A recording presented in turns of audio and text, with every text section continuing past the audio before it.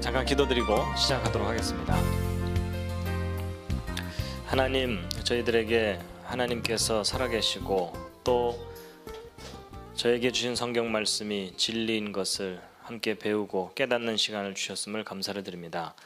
오늘 하나님께서 하신 일에 대해서 저희들이 더 알게 될 때에 감동이 있게 하여 주시옵시고 하나님을 만나는 시간 되게 하여 주시옵소서. 성령께서 함께 하셨기를 원하옵고 예수 그리스도의 이름으로 기도드렸습니다. 아멘. 참석하신 모든 분들을 환영합니다. 제가 환영의 뜻으로 오늘도 꽃을 준비했습니다.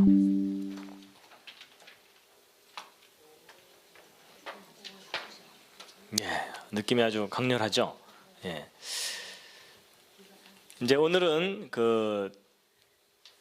역사를 섭리하시는 하나님에 관한 내용인데요. 과학과 예언에 관한 것입니다. 역사를 주관하시는 여호와 하나님에 대한 증거를 이제 소개해 드리려고 합니다. 이사야서 41장 21절 말씀인데요. 함께 읽으시겠습니다. 시작. 나 여호와가 말하노니 너희 우상들은 소송을 일으키라. 야곱의 왕이 말하노니 너희는 확실한 증거를 보이라. 세계적으로 볼 때 수많은 종교가 있습니다. 그중에 이제 기독교 인구가 한 3분의 1쯤 된다고 보고 있는데 이것은 캐톨릭까지 다 합친 겁니다. 1.5단, 2단 다 합친 겁니다. 그래서 정작 정말 예수 그리스도를 구주로 영접하고 하늘에서 만나게 될 사람은 그리 많지 않다고 볼 수 있겠죠. 자, 이제 오늘 아주 중요한 두 가지 질문에 대해서 함께 생각해 보려고 합니다. 첫 번째 질문은 뭐냐면 왜 여호와 하나님만이 유일한 신이신가 하는 겁니다. 오늘 여기 오신 분들은 성경을 믿고 하나님을 믿으시기 때문에 그거 너무 당연한 거냐, 당연한 거가 아니냐 이렇게 생각하실지 모르겠지만 입장 바꿔놓고서 만약에 여러분이 다른 종교를 가지고 있는 사람들이라면 여호와 하나님이 유일한 신인 것에 대해서 반감을 가질 수가 있습니다. 특히 여러분 기독교가 독선적인 종교라는 비난을 많이 듣습니다. 왜 너희들에게만 진리가 있다고 하느냐? 다른 종교에는 왜 진리가 없느냐? 이러면서 그래서 이제 오늘날 그 종교다원주의라는 게 있거든요. 종교다원주의. 그게 뭐냐면은 모든 종교에 다 구원이 있다. 이런 논리입니다. 그래서 그런 걸 주장하는 사람들은 이런 얘기를 합니다. 산으로 올라갈 때 이쪽으로도 올라갈 수도 있고 서쪽으로도 올라갈 수도 있고 남쪽으로도 올라갈 수 있는 거지 왜 소위 그 예수 그리스도를 통해서만 구원을 받는다고 하느냐 이런 거예요. 그 말을 들으면 상당히 그럴듯합니다. 그렇죠? 여러분 제가 예전에 이제 무슨 생각을 해봤냐면요. 내가 교회가 많은 나라에서 목사들로 태어나는 바람에 성경이 진리인 줄 알고 믿고 평생을 사는 게 아닌가 이런 생각을 해본 거예요. 바꿔 얘기하면 제가 불교 문화권에서 태어나서 거기서 교육을 받고 자랐다면 지금 불교인이 됐을 거라는 겁니다. 그리고 제가 만약에 이슬람 문화권에서 태어나서 거기서 교육을 받았다면 제가 지금쯤 뭐가 됐겠습니까? 이 정도 열심히 있는 걸로 봐서 자살폭탄 테러단 팀장 정도는 했을 겁니다. 그렇죠? 근데 여러분 내가 여기서 이 종교를 갖는 거나 그 사람들이 거기서 다른 종교를 갖는 거나 무슨 차이가 있냐는 거예요. 여러분들도 이슬람 국가에서 태어났다면 거기서 가르치는 것을 진리인 줄 알고 평생 살 거라는 겁니다. 맞죠? 사실 장담할 수 없는 이야기거든요. 그럼 종교라는 것은 결국 환경에 의해서 결정되는 거지 무슨 절대적인 유일한 종교가 따로 있겠느냐 이런 생각이 들 수 있다는 거예요. 그 다음에 유일하신 신이 존재한다고 하자고요. 그런데 왜 예수 그리스도라는 그러니까 나사렛 지방 출신의 그 예수가 인류의 유일한 구원자일 수 있느냐 하는 거예요. 여러분 이 세상에는 자기가 메시아라고 주장했던 사람들이 꽤 많습니다. 내가 메시아다 내지는 내가 재림 예수다 이런 사람들 많잖아요. 그럼 그 옆에 있는 사람이 난 널 보낸 적이 없다 이러기도 하고요. 둘 다 돌봐줘야 되죠. 근데 왜 2000년 전 나사렛 예수가 유일한 메시아겠느냐 하는 거예요. 과연 이 질문에 대해서 정확한 답을 가지고 계십니까? 사실 많은 기독교인들에게 이 질문을 하면 대답을 잘 못합니다. 그런데 오늘 이제 그 질문에 대한 답을 함께 생각해 보려고 하는 겁니다. 자, 그 답이 그 실마리가 되는 성경 말씀이 있습니다. 이사야서 41장 21절 말씀인데요. 평소에 성경 읽다가 그렇게까지 눈여겨보지 않는 그런 말씀인데 오늘 이 말씀이 참 중요합니다. 함께 먼저 읽으시겠습니다. 시작. 나 여호와가 말하노니 너희 우상들은 소송을 일으키라. 야곱의 왕이 말하노니 너희는 확실한 증거를 보이라. 여러분, 나 여호와가 말한다 이렇게 되어 있는데, 여러분, 여호와는 우리가 믿는 하나님의 고유한 이름입니다. 그래서 여호와라는 이름의 그 근본적인 뜻 중에 하나가 뭐냐면 모든 존재의 근원이다 이런 뜻입니다. 그럼 다른 말로 얘기하면 그게 뭐냐면 창조자라는 뜻입니다. 그래서 여호와가 말한다는 것은 다른 말로 얘기하면 창조자가 말한다 이겁니다. 너희 우상들은 소송을 일으키라. 여러분, 사실 우상은 말도 할 수 없고 생각도 못합니다. 그렇죠? 나무로 만들어낸 그 우상들이 뭐 말을 못하잖아요. 그러니까 이것은 우상들에게 얘기하기보다는 우상을 믿는 사람들에게 얘기하는 겁니다. 소송을 일으키라는 말은 다른 말로 하면 재판해보자라는 겁니다. 그 다음에 야곱의 왕이 말하노니 이렇게 되어 있는데, 여러분, 왜 하나님께서 야곱의 왕이라는 표현을 쓰냐면, 여러분, 하나님이 선택한 민족이 어느 민족이죠? 이스라엘 민족이죠. 근데 그 이스라엘 민족의 뿌리가 되는 사람이 야곱입니다. 물론 더 올라가면 아브라함이긴 하지만 오늘날 이스라엘 민족의 가장 직접적인 조상이 야곱입니다. 그래서 야곱의 왕이 말한다는 표현은 달리 얘기하면 이스라엘 민족의 왕이 말한다 그런 건데요. 여러분, 이스라엘 민족은 하나님이 선택하신 민족이죠. 그렇죠? 근데 왜 하나님께서 이스라엘 민족을 선택하셨냐면 그 이스라엘 민족을 통해서 눈에 보이지 않는 하나님이 존재한다는 것을 이스라엘 민족을 통해서 드러내시는 겁니다. 그래서 여러분, 우리가 이스라엘에 대해서 잘 모르면 하나님이 존재하신다는 그 확실한 증거를, 객관적인 증거를 발견하기가 어렵습니다. 그래서 야곱의 왕이 말한다는 말은 이스라엘 민족을 통해서 자기 존재를 드러내는 그 하나님이 말한다라는 겁니다. 너희는 확실한 증거를 보이라 이렇게 되어 있는데요.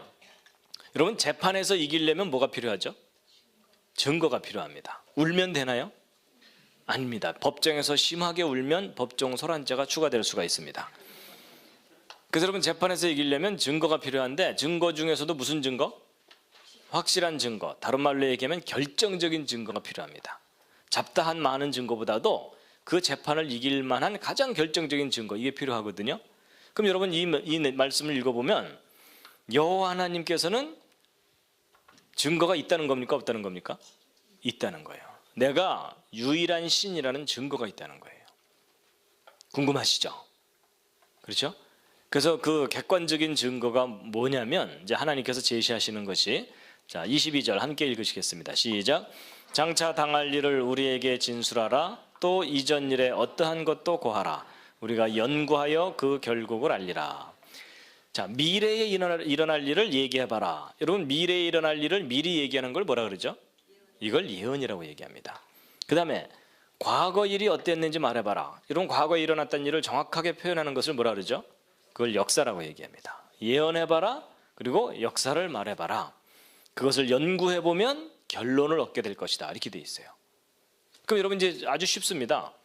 누군가가 여러분에게 그 여호와 하나님이 유일한 신이라는 증거가 뭐냐라고 질문을 하면 여러분이 그 대답으로 무엇을 얘기해 주시면 된다는 겁니까? 딱 두 단어입니다. 뭐하고 뭐예요? 예언과 역사를 얘기하시면 된다는 겁니다. 근데 여러분이나 저나 예언에 대해서, 역사에 대해서 그렇게 잘 교육을 받지를 못했어요. 맞죠? 예, 그래서 여러분, 우리가 여호와 하나님이 유일한 신이시라는 것에 대한 객관적인 증거를 모르기 때문에 확신을 하지 못하고 있을 수 있다는 겁니다. 그리고 혹 장래사를 보이며 후래사를 진술하라. 이건 반복돼서 나오는 말씀이고요. 너희의 신됨을 우리가 알리라. 누가 진짜 신인지 확인해 볼 수 있다라는 겁니다. 그래서 결국 여호와 하나님이 유일한 신이라는 객관적인 증거가 뭐라고요? 예언과 역사입니다. 그래서 이 예언이 왜 의미가 있고 중요한지를 예를 들어서 말씀을 드리면요. 여러분, 제가 오늘 종강 기념으로 예언을 하나 하려고 하는데 괜찮으시겠습니까? 네. 이 앞에 학생이 하나 있으니까 이 학생에 대해서 제가 예언을 하나 해보겠습니다. 괜찮겠지? 네. 자, 자, 이제 예언이라는 게 뭐냐면 미래에 일어날 일을 미리 얘기하는 거잖아요. 그렇죠? 그래서 제가 예언을 합니다. 학생, 언젠가는 결혼할 거야. 예언 끝. 어쨌든 미래에 일어날 일을 얘기한 거니까 예언은 예언이잖아요. 그렇죠? 근데 이제 그럼 이 학생이 나중에 정말 결혼을 하게 돼가지고 결혼하는 날 너무 기뻐하는 거예요. 그 예언이 맞았어요. 이러면서 저를 한번 찾아올까요? 안 찾아올까요? 그런 걸 갖고 찾아올 리가 없죠. 그렇죠? 그렇게 막연한 예언이 그냥 대충 맞은 거가 무슨 의미가 있겠어요. 근데 만약에 제가 이번에는 이제 달리 어떻게 예언을 하냐면 학생 2000 몇 년 몇 월 며칠, 여러분 그 결혼 날짜 맞추는 게 쉽든가요? 어렵든가요? 이건 거의 불가능할 정도로 어려워요. 그렇죠? 날짜를 제가 얘기하는 거예요. 그럼 제가 그 날짜에 결혼을 하게 하려면 뭐 온갖 방법을 동원해야 되겠죠. 그렇죠? 장소는 백악관 잔디밭. 일단 기분은 좋죠? 그 다음에 주례는 조지 W. 부시. 뭐 개인적으로 좋아하는지는 잘 모르겠지만, 근데 문제는 조지 W. 부시가 그날까지 살아 있어야 돼요. 만약에 중간에 죽으면 어떻게 되죠? 관에서 다시 꺼내서 살려내야 돼요. 맞죠? 그러니까 부활까지 시켜야 되는 상황이 되는 거예요. 그 다음에 이제 뭐 축사는 누가 하고 뭐 해가지고 제가 세계적으로 유명한 정치 지도자 한 10명의 이름을 정확하게 얘기하면서 그날 결혼식에 참석하러 올 거다. 그럼 이제 더 이상 이 예언을 믿을까요? 안 믿을까요? 이제 너무 황당해지니까 처음엔 솔깃하다가 이제 더 이상 안 믿겠죠? 뭐 거기다 제가 이제 더 한술 더 떠가지고서 뭐 그날 뭐 아프리카 이집트에서 제3차 세계대전이 시작될 거다 이러면은 뭐 하여튼 아예 믿지도 않을 거고 제가 약간 돌았나 뭐 이러실 거예요. 근데 여러분 사실 제가 말한 그 예언이 정확하게 다 이루어지게 하려면 제가 말해놓고 저에게 엄청난 능력이 있어야 돼요. 맞죠? 근데 이제 만약에 정말 이제 이 학생이 그 말을 안 믿고 있다가 진짜 그날이 돼가지고 제가 지금 말한 그대로 모든 상황이 다 일어난다. 그럼 이 학생이 저를 한번 찾아올까요? 안 찾아올까요? 그 정도 되면 이제 한번 찾아오겠죠? 그럼 그날부터 제가 뭘 할 수 있을까요? 교주를 할 수가 있습니다. 여러분 전 세계에 있는 정치 지도자들이 일단 엄청난 돈을 싸들고 저한테 예언 한번 해달라고 올 거 아니에요. 그렇죠? 그럼 저는 그냥 밤새 수표 세다 잠들고 뭐 이러는 거예요. 여러분 이게 무슨 얘기냐면 막연한 예언이 막연하게 맞는 건 의미가 없지만 그 예언이 구체적일수록 그리고 그 예언의 스케일이 크면 클수록 그 예언을 실제로 이루게 하는 일은 점점 어려워져요. 맞죠? 근데 바로 하나님께서 그 얘기를 하시는 거예요. 여러분 하나님께서 역사 속에서 어떤 선지자를 통해서 미래의 어떤 시간들에 이런 종류의 사건들이 일어날 거다라고 예언을 해두셨다고 치자고요. 근데 역사가 흘러가는 동안에는 정신이 없어요. 사건들이 뻥뻥 터지니까. 그래서 일단 막 정신없이 지내다가 어느 정도 시간이 지나고 난 다음에 역사를 싹 정리하고 그 다음에 예언된 내용을 정확하게 정리해가지고 이 두 개를 싹 맞춰봤더니 정확하게 딱 들어맞더라. 그럼 결론이 뭐예요? 오 마이 갓 뭐 이렇게 되는 거예요. 바로 이제 하나님께서 그 얘기를 하시는 거예요. 그러니까 너희들이 정말 신이라면 미래를 예언해보고 그걸 정확하게 이루어봐라. 근데 너희들은 그거 못할 거다. 근데 나는 그것을 할 수 있는 존재다. 그걸 확인하거든 내가 이 모든 것을 통치하는 신인 줄로 인정을 해라. 그 얘기입니다. 이해가 되시죠? 그래서 여러분 이 예언이 역사 속에서 정확하게 맞았는지를 확인하기 위해서 먼저 이루어져야 될 연구가 있어요. 그게 뭐냐면 연대기 연구라는 겁니다. 이 연대기 연구가 정확하게 되지 않으면 예언과 역사를 잘못 풀게 되고 부작용이 일어납니다. 그래서 여러분 이 예언을 잘못 해석하고 적용하다가 뭐가 생기죠? 1.5단, 2단 막 이렇게 생겨요. 그리고 3단, 4단까지 가는 경우도 있고 뭐 그렇게 됩니다. 그래서 이 연대기 연구라는 게 뭐냐면 예를 들어 성경 연대기 연구라는 것은 성경 속에 있는 사건들을 정확하게 연대를 찾아내는 일이에요. 그러니까 대충 몇 년이 아니고 정확하게 몇 년, 몇 월, 며칠에 어느 시간에 어느 장소에서 무슨 일이 있었다. 이걸 정확하게 알아내는 일인데 이런 골치 아픈 일을 왜 하냐면요. 이걸 정확하게 연구하고 나면 여호와 하나님께서 역사를 섭리하신다는 아주 구체적이고 객관적인 증거를 확인할 수가 있어요. 그리고 예수 그리스도가 메시아라는 사실이 너무나 선명하게 드러납니다. 자, 그래서요, 여러분 이 표는요, 이제 오늘 나눠드렸는데요, 이 표는 성경 역사를 비교적 과학적인 방법으로 체계적으로 고증을 해서 작성한 표입니다. 대충 그린 표가 아닙니다. 그리고 이 분열왕국 시대의 그 복잡한 역사도 거의 정확하게 이제 정리한 표이기 때문에 이 표를 이렇게 보시면 이 표를 옆에다 두고서 성경, 특히 열왕기서 뭐 이런 것들을 읽으면은 훨씬 이게 잘 이해가 되실 겁니다. 여러분 보통 그 성경 읽다가 그 유다 무슨 왕 몇 년에 이스라엘 무슨 왕 몇 년 뭐 이런 거 나오면은 거의 성경 덮어버리고 싶잖아요. 그렇죠? 예, 근데 이제 이 표를 옆에다 딱 놓고 보시면 이제 훨씬 수월해집니다. 여러분 연대가 정확하게 정리되어 있지 않으면요, 예언도 역사도 그냥 엿장수 마음대로 해석하게 돼 있어요. 그래서 부작용이 나타나는 건데, 연대기 연구를 반듯하게 제대로 해놓으면 역사도 예언도 아주 정확하게 풀어낼 수 있고 확인할 수가 있습니다. 근데 이제 이 연대기를 연구하는 일이 결코 쉬운 일이 아니에요. 그런데 이제 지금은 이것이 아주 정확하게 이루어질 수 있는 가능성이 이제 생겼는데, 여러분 예언에 대해서 실제 이렇게 확인해 봤더니 뭐 이렇게 정확하게 맞지 않더라 그러면 사람들이 신뢰감을 갖지 못합니다. 그렇죠? 근데 연대기 연구를 정확하게 하고 나서 탁 맞춰봤을 때 정확하게 탁 맞으면 감탄할 수밖에 없고 인정할 수밖에 없는 것이 되겠죠. 예. 근데 이제 이런 연대기 연구를 할 때 이제 과학적인 방법으로 해야 됩니다. 그래야 이제 정확하게 할 수가 있는데요. 특히 천문학과 역법 그리고 컴퓨터를 이용하는 겁니다. 자, 여러분 그 천문학을 이용한다는 것은 이제 무슨 말이냐면요. 여러분 지금 현재 가장 진화론의 영향을 많이 받은 학문 중에 하나가 천문학이에요. 그래서 천문학은 그냥 처음부터 끝까지 거의 진화론적인 쪽으로 발달됐거든요. 근데 역설적으로 하나님이 존재하신다는 것에 대한 가장 강력한 증거가 되는 학문이 천문학이에요. 그래서 여러분 놀랍게도 하나님의 존재에 대한 가장 분명한 증거가 되는 천문학을 가장 많이 왜곡시키고 변질시켰다라고 보시면 되는데, 자, 시편 19편 1절의 말씀인데 함께 한번 읽으시겠습니다. 시작. 하늘이 하나님의 영광을 선포하고 궁창이 그 손으로 하신 일을 나타내는도다. 여러분 우리 보통 이걸 읽으면은 하나님께서 창조하셨다는 것을 이야기하는가 보다라고 많이들 생각하시는데, 물론 창조하신 것에 대한 표현이기도 하지만 하나님께서 역사를 섭리하는 것에 대한 표현이기도 합니다. 여러분 하나님께서 역사를 섭리하신다는 아주 구체적인 증거 중에 하나가 해와 달과 별들입니다. 여러분 창세기 1장 14절을 보면 하나님께서 해와 달과 별들을 창조하신 목적이 아주 분명하게 나와 있는데요. 함께 읽으시겠습니다. 시작. 징조와 사시와 일자와 연한을 이루라, 이렇게 돼 있죠. 여러분 맨 첫 번째가 징조죠.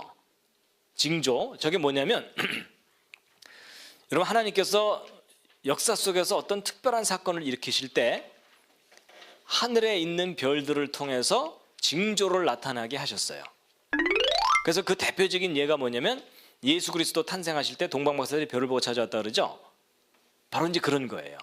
그래서 여러분 하늘에 있는 별은 뭐 자기야 저 별 참 예쁘지 뭐 이러라고 떠 있는 게 아니고요, 하나님이 역사를 섭리하신다는 증거로 하나님이 만들어 두신 거거든요.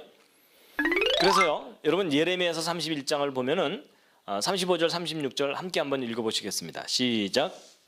나 여호와는 해를 낮에 빛으로 주었고 달과 별들을 밤의 빛으로 규정하였고 바다를 격동시켜 그 파도로 소리치게 하나니 내 이름은 만군의 여호와니라 내가 말하노라.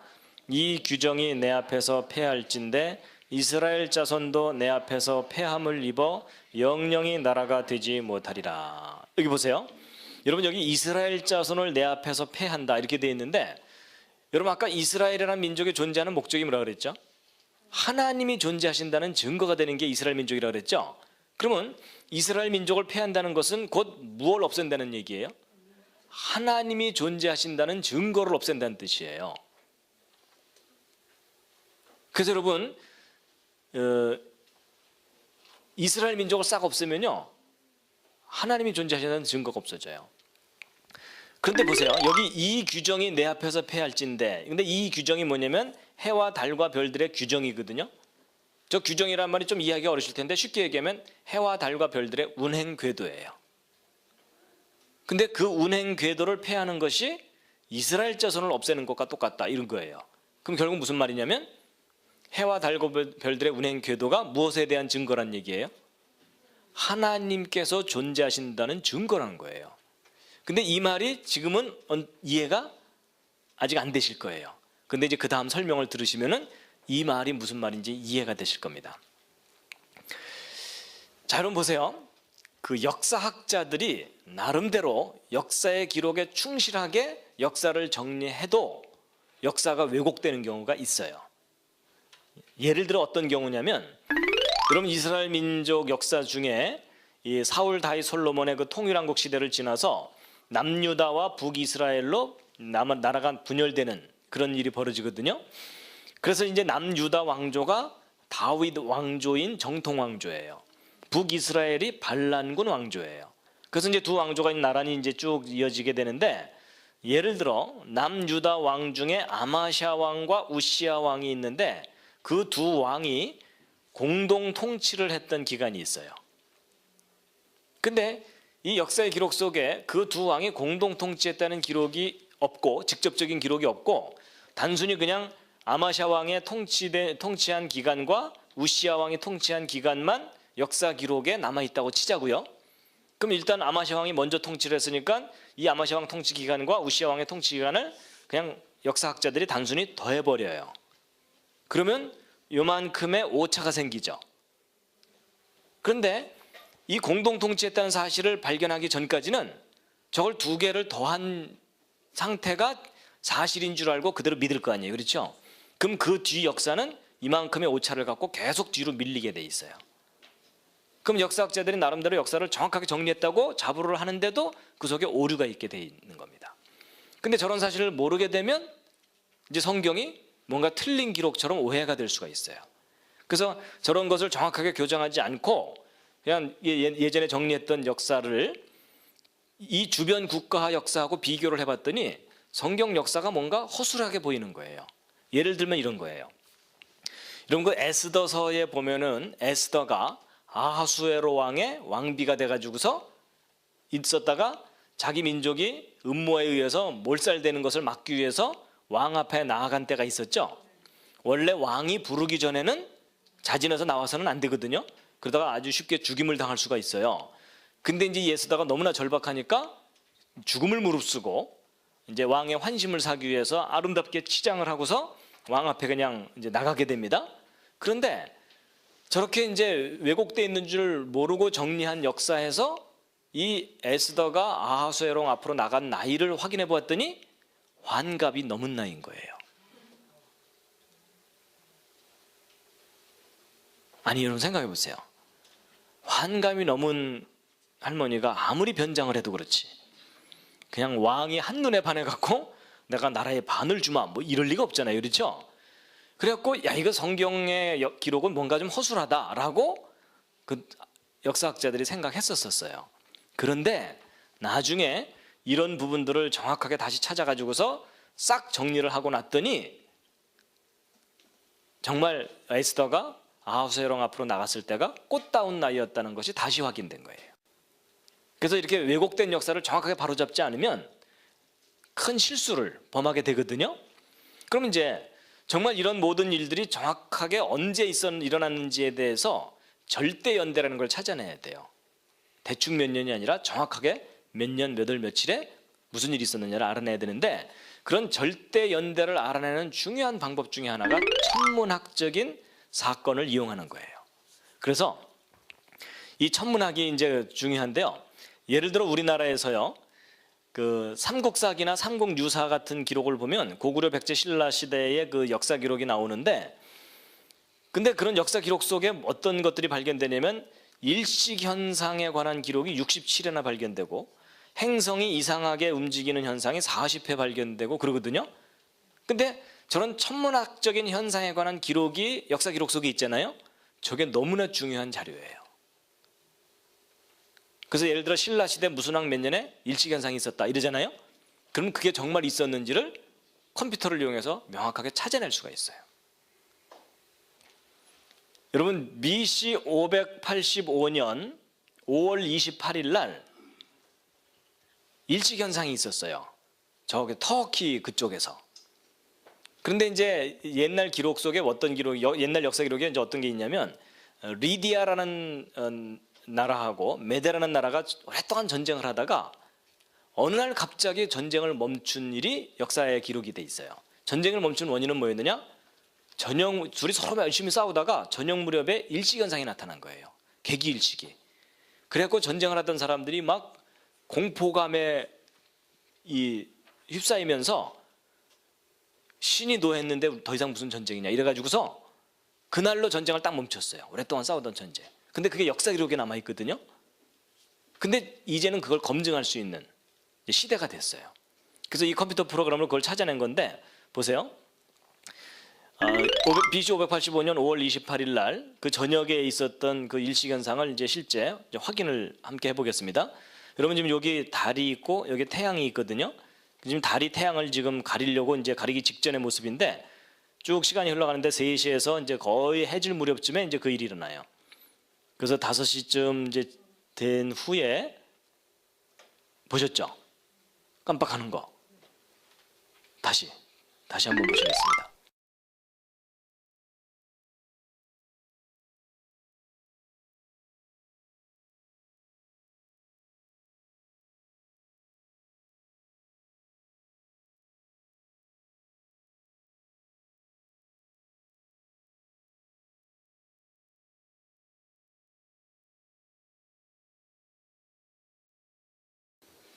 여러분 이게 무슨 얘기냐면 예전에는 그냥 대충 몇 년 이렇게 했는데 그게 아니에요. 지금 현재로부터 정확하게 몇 년 몇 월 며칠에 일식현상이 있었다. 이걸 찾아내거든요.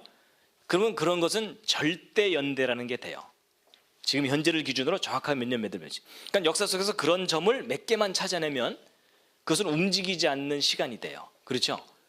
그러면 그것을 기준으로 해서 나머지 사건들을 그 사건을 기준으로 앞으로 몇 년, 뒤로 몇 년 이렇게 정리를 하면 역사 자체가 일그러지거나 이러지를 않게 됩니다. 이해가 되시죠? 그래서 이제 바로 이제 이런 방법으로 해가지고 역사를 이제 그 정확하게 이제 고증을 하는 건데, 그 과학적인 검증을 하는 건데요. 그래서 여러분 그 일식과 월식의 원리를 잠깐 이제 알려드리면요. 여러분 태양이 있고 지구가 있고 달이 있는데 달이 약간 삐딱하게 돌아요 평소에는. 그래가지고서 이쪽에 있을 때 햇빛을 그대로 받아서 비춰주기 때문에 지구 반대쪽에 있는 사람들이 보름달을 보는 거예요. 그 다음에 요 앞쪽으로 오면은 이 달이 뒷모습만 보이기 때문에 금음달이 되는 거거든요. 그래서 이제 보름달과 금음달 왔다 갔다 하면서 달이 변하거든요 모습이. 근데 이 달이 가끔 같은 평면상에서 돌 때가 있어요. 요때 일식과 월식이 일어나는 거예요. 그래가지고 태양이 있고 지구 그림자가 이렇게 지잖아요. 그럼 이 지구 그림자 속으로 달이 정확하게 쏙 들어가면은 월식이 나타나요. 그러다가 이제 반대쪽으로 이렇게 와가지고서 이 달 그림자가 지구 일부분을 싹 지나갈 때 지구 일부분 지역에서 한낮에 일식 현상이 나타나는 거예요. 그러니까 이 달이 태양 앞으로 정확하게 이렇게 지나가는 거예요. 보통은 이제 비껴서 지나가거든요. 근데 정확하게 딱 지나가니까는 일식현상이 나타나는 거예요. 그래가지고 이 일식현상은 일어나는 시간과 장소가 그때그때마다 다 달라요. 그래서 예를 들어 2005년 10월 3일 날에 일식현상이 이렇게 지나갔어요. 유럽에서 아프리카 쪽으로. 그리고 2006년도 3월 달에는 이 아프리카에서 중앙아시아 쪽으로 일식이 지나갔어요. 그래가지고 이 일식은요, 그 지나가는 시간과 장소가 그때그때마다 다 달라요. 그래가지고 역사 기록 속에 어느 지점에서 몇 년대 일식현상이 있었다. 그러면 그것이 실제 있었는지 아닌지를 다 검증해낼 수가 있습니다. 그래서 예를 들어 2000년 전에 예루살렘에서 뭐 일식현상이 있었다 그러면 그게 정말 일식이 골로 지나갔는지를 확인해 볼 수가 있다는 얘기입니다. 그래서 이제 이런 그 천문학적인 현상이 역사 속에 기록되어 있을 때 역사를 아주 정확하게 찾아낼 수 있는 근거가 되고요. 또 하나가 뭐냐면 달력을 이용해서 역사를 정확하게 찾아내는 거예요. 그게 뭐냐면 여러분 그 지구가 태양을 한 바퀴 돌 때가 1년이죠. 1년이 며칠이죠? 365일이죠. 그런데 365일 동안 돌면 한 바퀴를 채 못 돌아요. 그러니까 정확한 1년은 365일이 아니고 365.너덜너덜 이렇게 돼 있어요. 그 다음에 달이 지구를 한 바퀴 도는 게 한 달이죠. 근데 한 달은 며칠이죠? 대략 30일이죠. 그런데 30일 동안 지구를 돌게 되면 한 바퀴를 조금 더 돌아요. 그렇기 때문에 정확한 한 달은 30일이 아니고 29.너덜너덜 이렇게 돼 있어요. 그래서 여러분 이게 뭐가 초점이 안 맞았죠? 초점이 안 맞는 바람에 여러분과 제가 얼마나 고생해요. 그렇죠? 양력, 음력 얼마나 헷갈립니까? 근데 그냥 우리는 저거에 적응해서 살기 바쁘지만 가만 생각해 보면 저게 좀 이상한 거예요. 왜 이상하냐면 일단 여러분 이 해와 달과 별들은 누가 만드셨죠? 하나님이 만드셨고 그 궤도도 하나님이 정해 놓으신 거죠. 근데 여러분 우리가 알기는 하나님은 정말 정확하고 정교하고 세밀하신 분이잖아요. 그러면 태양계를 만드실 때 이렇게 너덜너덜하게 만드시지 않고 정확하게 딱 맞아떨어지게 만드실 수도 있죠. 근데 초점이 안 맞은 거잖아요. 자, 여러분 질문합니다. 안 맞추신 걸까요? 못 맞추신 걸까요?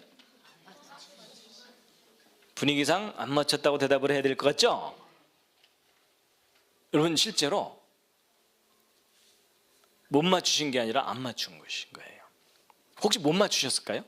잘 안 되네 뭐 이러면서? 아니에요. 일부러 안 맞추신 거예요. 저도 이게 왜 저렇게 되어 있는지 모르고 있다가 설명을 듣고 나서 제가 무릎을 치면서 감탄을 했어요. 여러분 보세요. 그리고 하나님께서 이 태양계를 1년 360일, 한 달 30일로 그냥 탁탁 맞아떨어지게 정확하게 디자인을 해놓으셨다면 오히려 사람들이 하나님을 막 찬양했을지도 몰라요. 그렇죠? 정말 정확하신 분이군요 이러면서. 그런데 하나님께서 만약에 이런 식으로 딱딱 맞아떨어지게 해놓으셨다면 우리가 역사를 잃어버려요. 무슨 말이냐면 여러분 이렇게 탁탁 맞아떨어지게 되면 예를 들어 여러분 1980년 5월 18일 날 한국에서는 광주 민주화 항쟁이라는 게 일어났었는데 그날 미국에서는 세인트 헬렌 산이라는 화산이 폭발했다 그랬죠. 제가 지난번 이거 그랜드 캐니언 얘기할 때 말씀드렸잖아요. 근데 그 사건에 대해서 양력 달력으로도 표기해 놓고 음력 달력으로도 표기할 수가 있죠. 그런데 이렇게 태양계가 이렇게 딱딱 맞아떨어지게 설계되어 있다면 연도가 바뀌어도 양력과 음력의 조합이 달라지질 않아요. 그렇죠? 근데 이제 지금이야 한 20여 년 전 이야기니까 1980년에 그 사건이 있었다는 것을 알겠지만 예를 들어 세월이 한 1000년쯤 지나가가지고 야, 그 1980년대쯤에 그 화산이 터졌다는데 그게 정확하게 몇 년도야? 이러고서 역사 기록을 들여다봤더니 이 연도가 지워져 있다고 치자고요. 그럼 요 뒤에 있는 요 조합만 가지고 이게 몇 년도인지를 알아낼 수 있나요, 없나요? 알아낼 수가 없어요. 그렇죠? 그런데 여러분 하나님께서 이 핀트를 이렇게 어긋나게 해놓으시는 바람에 초점을 어긋나게 해놓으시는 바람에 요 양력과 음력의 조합이 매년 달라질 수밖에 없죠. 그럼 여러분 이런 조합을 가진 때는 몇 년도밖에 없어요? 1980년밖에 없는 거예요. 이제 좀 감이 오세요? 여러분 역사 속에 어떤 사건이 두 종류 이상의 달력으로 표기되어 있는 경우는 그게 정확하게 몇 년 몇 월 며칠에 있었는 건지를 확인해낼 수가 있어요.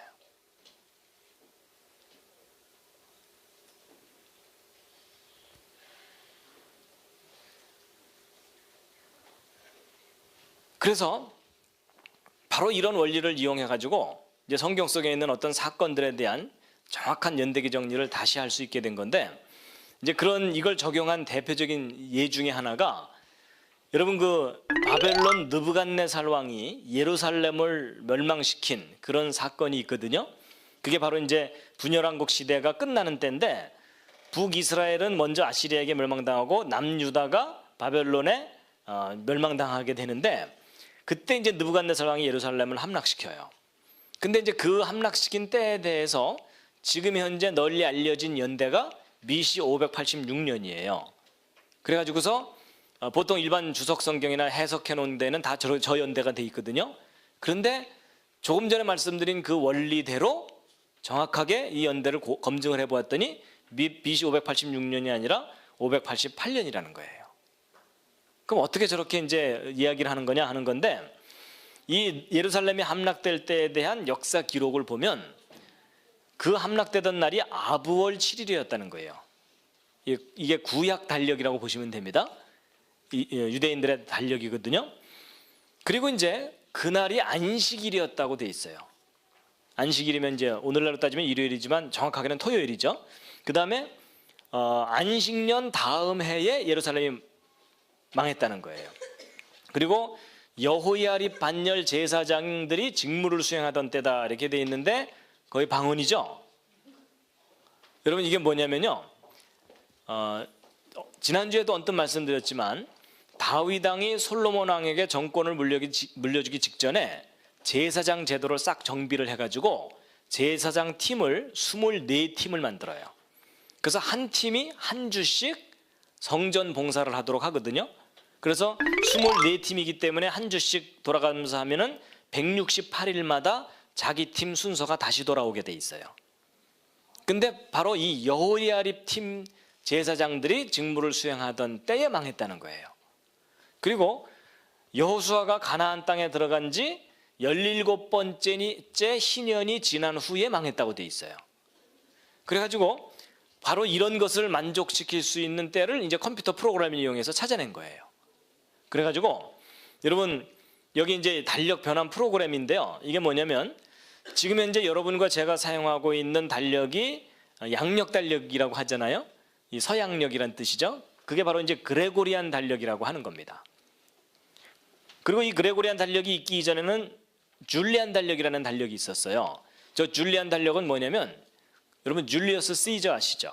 로마의 그 황제였던 그 로마 줄리어스 시저가 이집트를 가서 보았더니 이집트 사람들이 달력을 너무 좋은 걸 사용하고 있길래 그걸 빌어다가 만든 달력이 줄리안 달력이에요.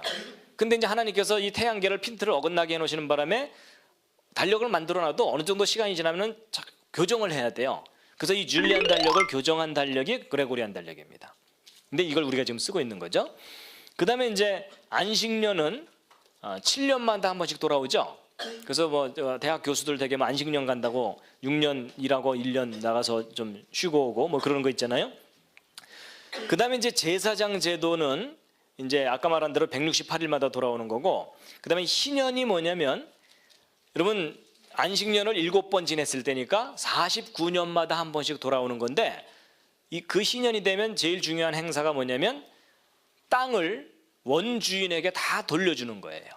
그게 이제 희년 제도고요. 그 다음에 이제 올림픽은 4년마다 한 번씩 있는 거고, 그 다음에 이집트 달력도 두 종류가 있는데 여러분 이집트 달력이 두 종류가 있는 바람에 이집트 역사를 검증하는 일이 상당히 수월해졌어요. 그래서 어쨌든 이제 이게 달력 변환 프로그램이라서 어느 한 달력으로 날짜를 딱 쳐 넣으면 다른 달력으로 다 변환이 되는 프로그램입니다. 그래갖고 이제 할 일 없는 과학자들이 만든 겁니다. 예. 그래가지고 이제 아까 그 아부월 7일에 해당되는 되면서 그 조건을 만족시키는 데를 찾아봤더니 BC 588년 7월 31일 날 예루살렘이 망했다는 거예요. 그래서 그날이 토요일이거든요. 안식일이죠. 그리고 안식년 다음 해가 맞고요. 그 다음에 마띠아 반열에서 여호야립 반열로 제사장 직무가 넘어가던 날 망했고, 그 다음에 17번째 희년 지난 후에 망하고, 바로 아까 말씀드렸던 그 조건이 다 만족하는 때는 BC 588년인 거예요. 그래서 다른 연도인 BC 586년이나 587년은 같은 아부월 7일에 해당되는 걸 이게 확인해 보았더니 요일도 안 맞고, 그리고 안식년 다음에도 아니고, 원리는 이해가 되시죠? 그래서 이제 바로 이런 방법으로 정확하게 이제 역사를 이제 검증을 해가지고서 아까 드린 표가 이제 바로 그렇게 해서 얻어진 표입니다. 좀 이따 시험 보겠습니다. 그려라. 불 끄고 저는 옆에서 떡을 썰고. 그래서 이제 바로 이제 이러한 원리를 적용해서 이제 성경 역사 속에 이제 담겨 있는 어떤 비밀들을 이제 쫙 이제 설명드리게 될 텐데요. 자, 여러분 그 요나서는 아주 중요한 선지서입니다. 특히 예수 그리스도가 메시아이심을 증거하는 데 있어서 아주 중요한 기록인데요. 요나라는 선지자는 BC 763년에 이스라엘의 선지자였는데 그 주변에 있는 그 제국인 니느웨, 아시리아 제국의 큰 성인 니느웨 성에 가서 회개를 외쳤던 인물입니다. 근데 이 요나서가 왜 중요한지 성경에 나옵니다. 예수님께서 이 요나서가 중요하다고 말씀을 하시거든요. 그래서 마태복음 12장을 보면은 거기에 요나의 표적에 관한 얘기가 나오는데 12장뿐만 아니라 16장에 또 한 번 요나의 표적에 관한 얘기가 거듭 나옵니다. 여러분 어느 한 내용이 서로 다른 복음서에 중복돼서 나오는 경우는 많아요. 오병이어의 기적이라든지 이런 것들이요. 그런데 같은 종류의 내용이 한 복음서 내에 두 번 반복해서 나오는 경우는 아주 드뭅니다. 그러니까 그렇게 두 번이나 반복해서 나온다는 얘기는 중요하다는 거겠죠. 이제 바로 그런 건데요. 바로 요나의 표적이 그 중에 하나입니다. 그래서 이 마태복음 12장을 함께 한번 먼저 읽으시겠습니다. 시작. 그때 서기관과 바리새인 중 몇 사람이 말하되 선생님이여 우리에게 표적 보여주시기를 원하나이다. 예수께서 대답하여 가라사대 악하고 음란한 세대가 표적을 구하나 선지자 요나의 표적밖에는 보일 표적이 없느니라. 요나가 밤낮 사흘을 큰 물고기 뱃속에 있었던 것 같이 인자도 밤낮 사흘을 땅속에 있으리라. 여러분 이 서기관과 바리새인들은 이스라엘 사람들 중에 지도자들입니다. 근데 그 지도자들이 예수님께 찾아와 가지고 표적을 보여달라는 겁니다. 근데 저 표적은 기적이 아닙니다. 기적은 이미 예수님께서 많이 보여주셨어요. 병자를 낫게 하고 막 이러는 것들. 이 사람들이 원하는 것은 기적이 아니라 증거입니다. 무슨 증거냐? 예수가 메시아라는 증거를 내놓으라는 겁니다. 근데 거기에 대한 예수님의 대답을 한번 분석해 보시면 자 3단계인데요. 자 1단계 증거가 있다는 겁니까? 없다는 겁니까? 있다는 거예요. 두 번째 그 증거가 뭐라는 겁니까? 요나의 표적이라는 겁니다. 자 세 번째 하나 더 있습니다. 요나의 표적 말고도 있다는 겁니까? 아니면 요나의 표적밖에는 없다는 겁니까? 요나의 표적밖에는 없다고 돼 있죠? 그럼 여러분 예수 그리스도가 메시아라는 증거가 뭐라고요? 요나의 표적이에요. 그러면 이 얘기만 들으면 조금 이상하실 거예요. 왜냐하면 시편에도 선지자들의 그 기록에도 예수가 메시아라는 것에 대한 내용이 많이 나오거든요. 그러면 그런 내용들은 예수가 메시아라는 증거가 아니란 뜻이냐? 그 얘기가 아닙니다.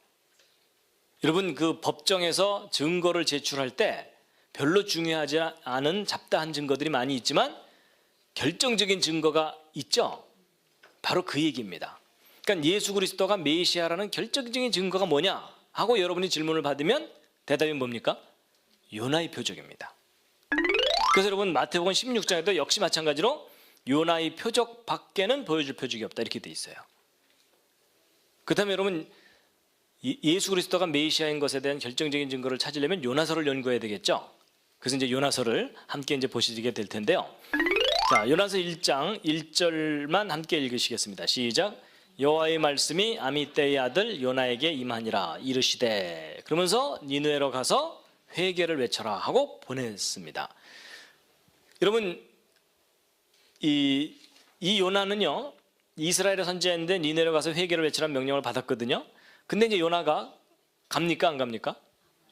도망갑니다. 어디로 도망가냐면 다시스로 도망가려고 욥바로 내려갔다고 되어 있는데 여러분 그때 당시 요나는 이스라엘의 선지자였기 때문에 이스라엘의 그때 당시 수도가 사마리아였거든요.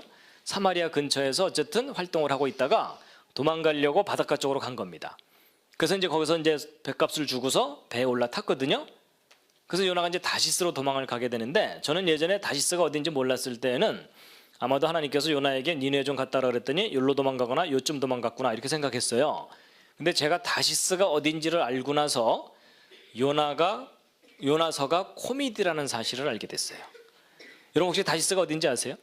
여러분 다시스가 어디냐면 오늘날의 스페인입니다. 여러분 여기 좀 갔다 오라 그랬더니 여기까지 도망간 거예요. 그러니까 쉽게 얘기하면 서울에서 인천 좀 갔다 와라 그랬더니 만주로 도망간 거예요. 경을 칠 놈이죠. 그러니까 요나서는 거의 코미디 수준이에요. 그리고 요나가 거의 이 정도 도망갔다는 얘기는 이민을 결심한 겁니다. 여러분 지금이야 교통이 발달했으니까 비행기 타면 가거나 뭐 쾌속정 타면 이렇게 갈지 모르지만 그 옛날 교통이 발달하지 않은 시대에 여기서 여기까지 가려면 상당히 많은 뱃값을 줘야 되고요. 그렇죠? 거의 뭐 잠시 도망간 정도가 아니라 선지자 사표 내고 이민을 결심한 거예요. 그래서 여러분 보통 그 요나가 하나님의 명령을 불순종한 아주 나쁜 선지자인 것처럼 그렇게 사람들에게 여겨지고 있는데, 그런데 이 요나가 그때 당시 처한 정치적인 상황을 분석해 보면 이해가 가는 대목이 있어요. 뭐냐면 여러분 그때 당시 이스라엘은 아시리아라는 큰 제국에게 북쪽의 상당 부분의 땅을 뺏기고 있었던 상태였어요. 여러분 이 이스라엘 민족이 가지고 있는 이 땅은 창조자 하나님이 이스라엘 사람들에게 직접 준 땅이에요. 맞죠? 그리고 이스라엘 사람들이 등기까지 마친 땅이에요. 그런데 그 땅을 이 아시리아가 상당 부분을 뺏어갔기 때문에 사실은 적국이에요. 적국. 그리고 이스라엘 민족은 그걸 하나님께서 받은 거니까 그 땅은 반드시 되찾아야 되는 그런 상황인데, 더군다나 그때 당시 이스라엘의 왕은 여로보암 2세거든요. 근데 여로보암 2세가 악한 왕이에요. 여호와의 보시기에 악한 왕. 그러니까 이 요나는 자기 민족 회개시키기도 바쁜데 자기 땅을 뺏어간 나라에 가서 회개를 외쳐야 되니까 이게 황당한 상황인 거예요. 마치 그 일제시대 때 자기 아버지는 독립운동하다가 붙잡혀갖고 주재소에 끌려가서 고문당하고 있는데 그 아들한테 하나님이 짠하고 나타나셔갖고 얘야 동경에 가서 회개를 외쳐라 뭐 이러는 거예요. 여러분이라면 가시겠어요? 만주로 도망가서 독립군하고 말죠. 그렇죠? 바로 그 상황이었던 거예요. 그래가지고 이제 요나가 이제 도망을 가게 되는데요. 근데 여기서 한 가지 좀 말씀드릴 게 뭐가 있냐면요. 여러분 그 이스라엘이라는 나라 민족이 하나님이 선택한 백성이죠. 그렇죠? 근데 여러분 하나님께서 이스라엘 선택하신 거에 대해서 기분이 좋으세요? 좀 불편하세요? 약간 불편한 면이 있죠. 더군다나 우리 한국 사람들은 시기심이 많기 때문에 왜 우리 민족을 안 택하시고 이스라엘을 택하셨을까? 뭐 이런 생각을 하는 경우가 많아요. 근데 여러분 하나님께서 우리 민족을 안 택하신 걸 참 다행스럽게 생각하셔야 됩니다. 저도 그게 잘 이해가 안 가다가 왜 하나님이 이스라엘을 택하셨을까? 그것을 어느 정도 제가 나름대로 감을 잡고 나서는 안 택하신 게 다행이다라는 생각을 하게 됐는데요. 제가 무슨 말씀을 드리는 거냐면요. 여러분 이스라엘 사람들의 조상인 아브라함이 원래 여기 살던 사람이 아니었어요. 이쪽에 살고 있던 사람이었는데 하나님께서 굳이 아브라함을 불러다가 이 땅 주마하고 약속을 하셨는데 거의 부도수표를 날리셨어요. 그렇죠? 그래서 막상 아브라함, 이삭, 야곱은 그 땅을 못 받았어요. 매장지 정도만 조금 받고 말았어요.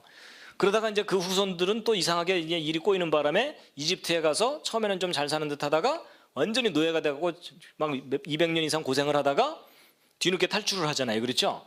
그래서 이제 이 가나안 땅으로 다시 이제 들어가게 되는데 뭐 우여곡절이 얼마나 많고 고생이 얼마나 심했어요. 그렇죠? 근데 여러분 그 상황을 잘 보면 굳이 하나님께서 아브라함을 불러다가 요 땅을 준다고 하셨고 또 노예 생활하던 것을 탈출시켜서 요 땅을 주시거든요. 그럼 사실은 하나님께서는 아브라함도 택하셨지만 어느 땅을 택하신 거예요? 가나안 땅이라는 땅을 하나님이 지정을 해놓으신 거예요. 그렇죠? 여러분 투자를 하려면 몫이 좋은 곳에다 투자를 해야 되죠. 그런 것처럼 하나님께서도 뭔가 중요한 게 뭐 있으니까는 이 땅을 택하신 걸 텐데 왜 하나님께서 굳이 저기 별로 그렇게 눈에 띄지도 않는 저 땅을 하나님께서 택하셨을까? 그걸 생각해 보면 이런 점이 있는 것 같아요. 여러분 보세요.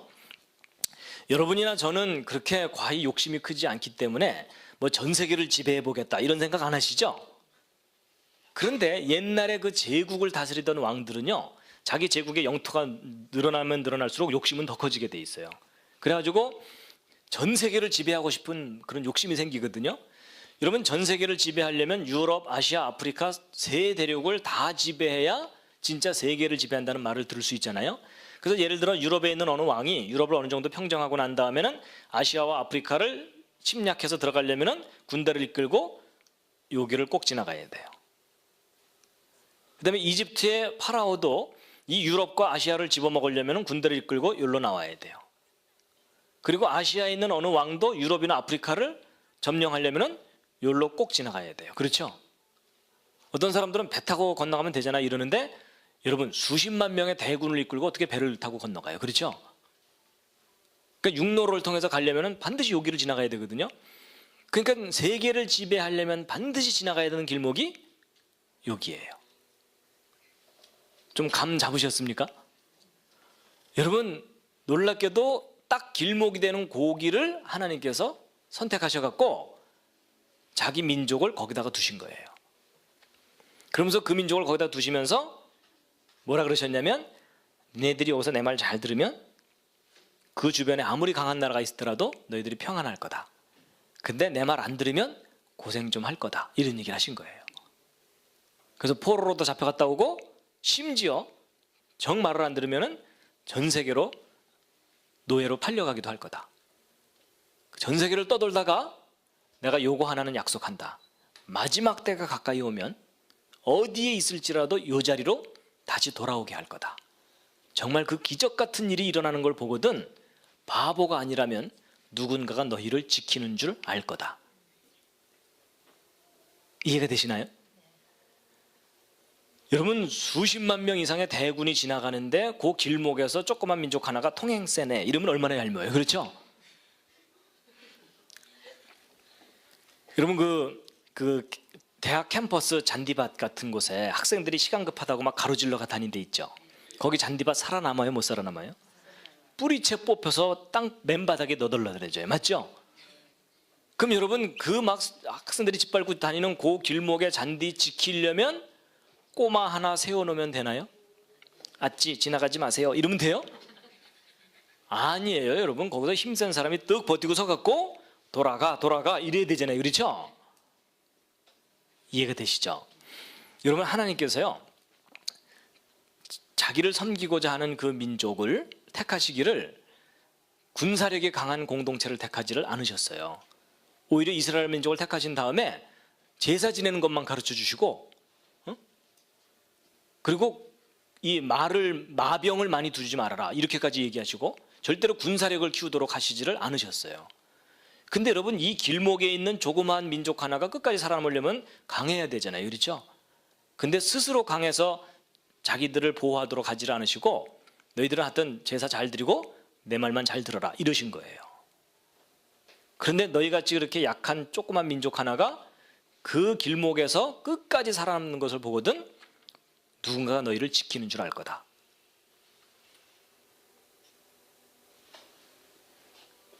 그래서 여러분 그러는 바람에 이스라엘 민족이 얼마나 많은 고난의 세월을 보냈는지 아시죠? 그렇죠? 2차 세계대전 때에는 600만 명이 그냥 학살을 당했고요. 그죠? 그리고 중세시대는 더 많이 죽었어요. 유대인들이. 그러니까 우리 민족 선택하지 않으신 게 참 다행입니다. 그런데 이제 보세요. 아시리아도 마찬가지입니다. 아시리아가 이제 나중에 이 이집트까지 점령을 해요. 근데 여러분 이 이집트를 점령하는 이유가 뭐냐면 이 나일강을 따라서 엄청난 식량이 있거든요. 그럼 제국을 유지할 수 있는 식량이 나오거든요. 근데 아시리아가 이걸 쳐들어가려면 여기를 꼭 지나가야 돼요.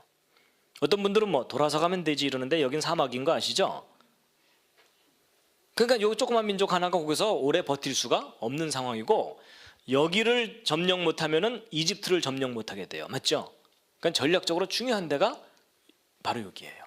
그래서 여러분 예루살렘 성이 왜 그렇게 튼튼한지 아세요? 길목에 있으니까는 아주 쉽게 무너질 수가 있거든요. 그러니까 저기서 살아남으려면 정말 튼튼한 성을 지어야 돼요. 앞뒤가 좀 이해가 되시죠? 이제 그런 상황에서 이제 아시리아에 가서 회개를 외치라니까 안 가는 거예요. 그래가지고 이제 성공하지 못하고 이제 실패합니다. 요나가 도망가는 것을. 그래서 이제 하나님께서요 이제 작전을 다 세워놓으신 거예요. 그래서 큰 풍랑을 일으키셔갖고 배가 막 파손될 지경이 됐는데 이제 막 사람들이 뭐 물건 다 내던지고 이제 살아나려고 애를 쓰고 있는데 요나는 배 밑에 들어가서 쿨쿨 자고 있어요. 근데 선장이 이제 너 어떻게 된 거냐, 너도 기도 좀 해라 이랬는데 그래도 이제 해결이 안 되니까 자 우리 제비를 뽑자. 여러분 제비를 뽑는다는 얘기는 재판한다는 뜻이에요. 그 일의 책임이 누구에게 있는지 가려낸다는 뜻이거든요. 근데 제비를 뽑았더니 요나가 걸렸죠. 이걸 뭐라 그래요? 딱 걸렸다고 얘기하는 거예요.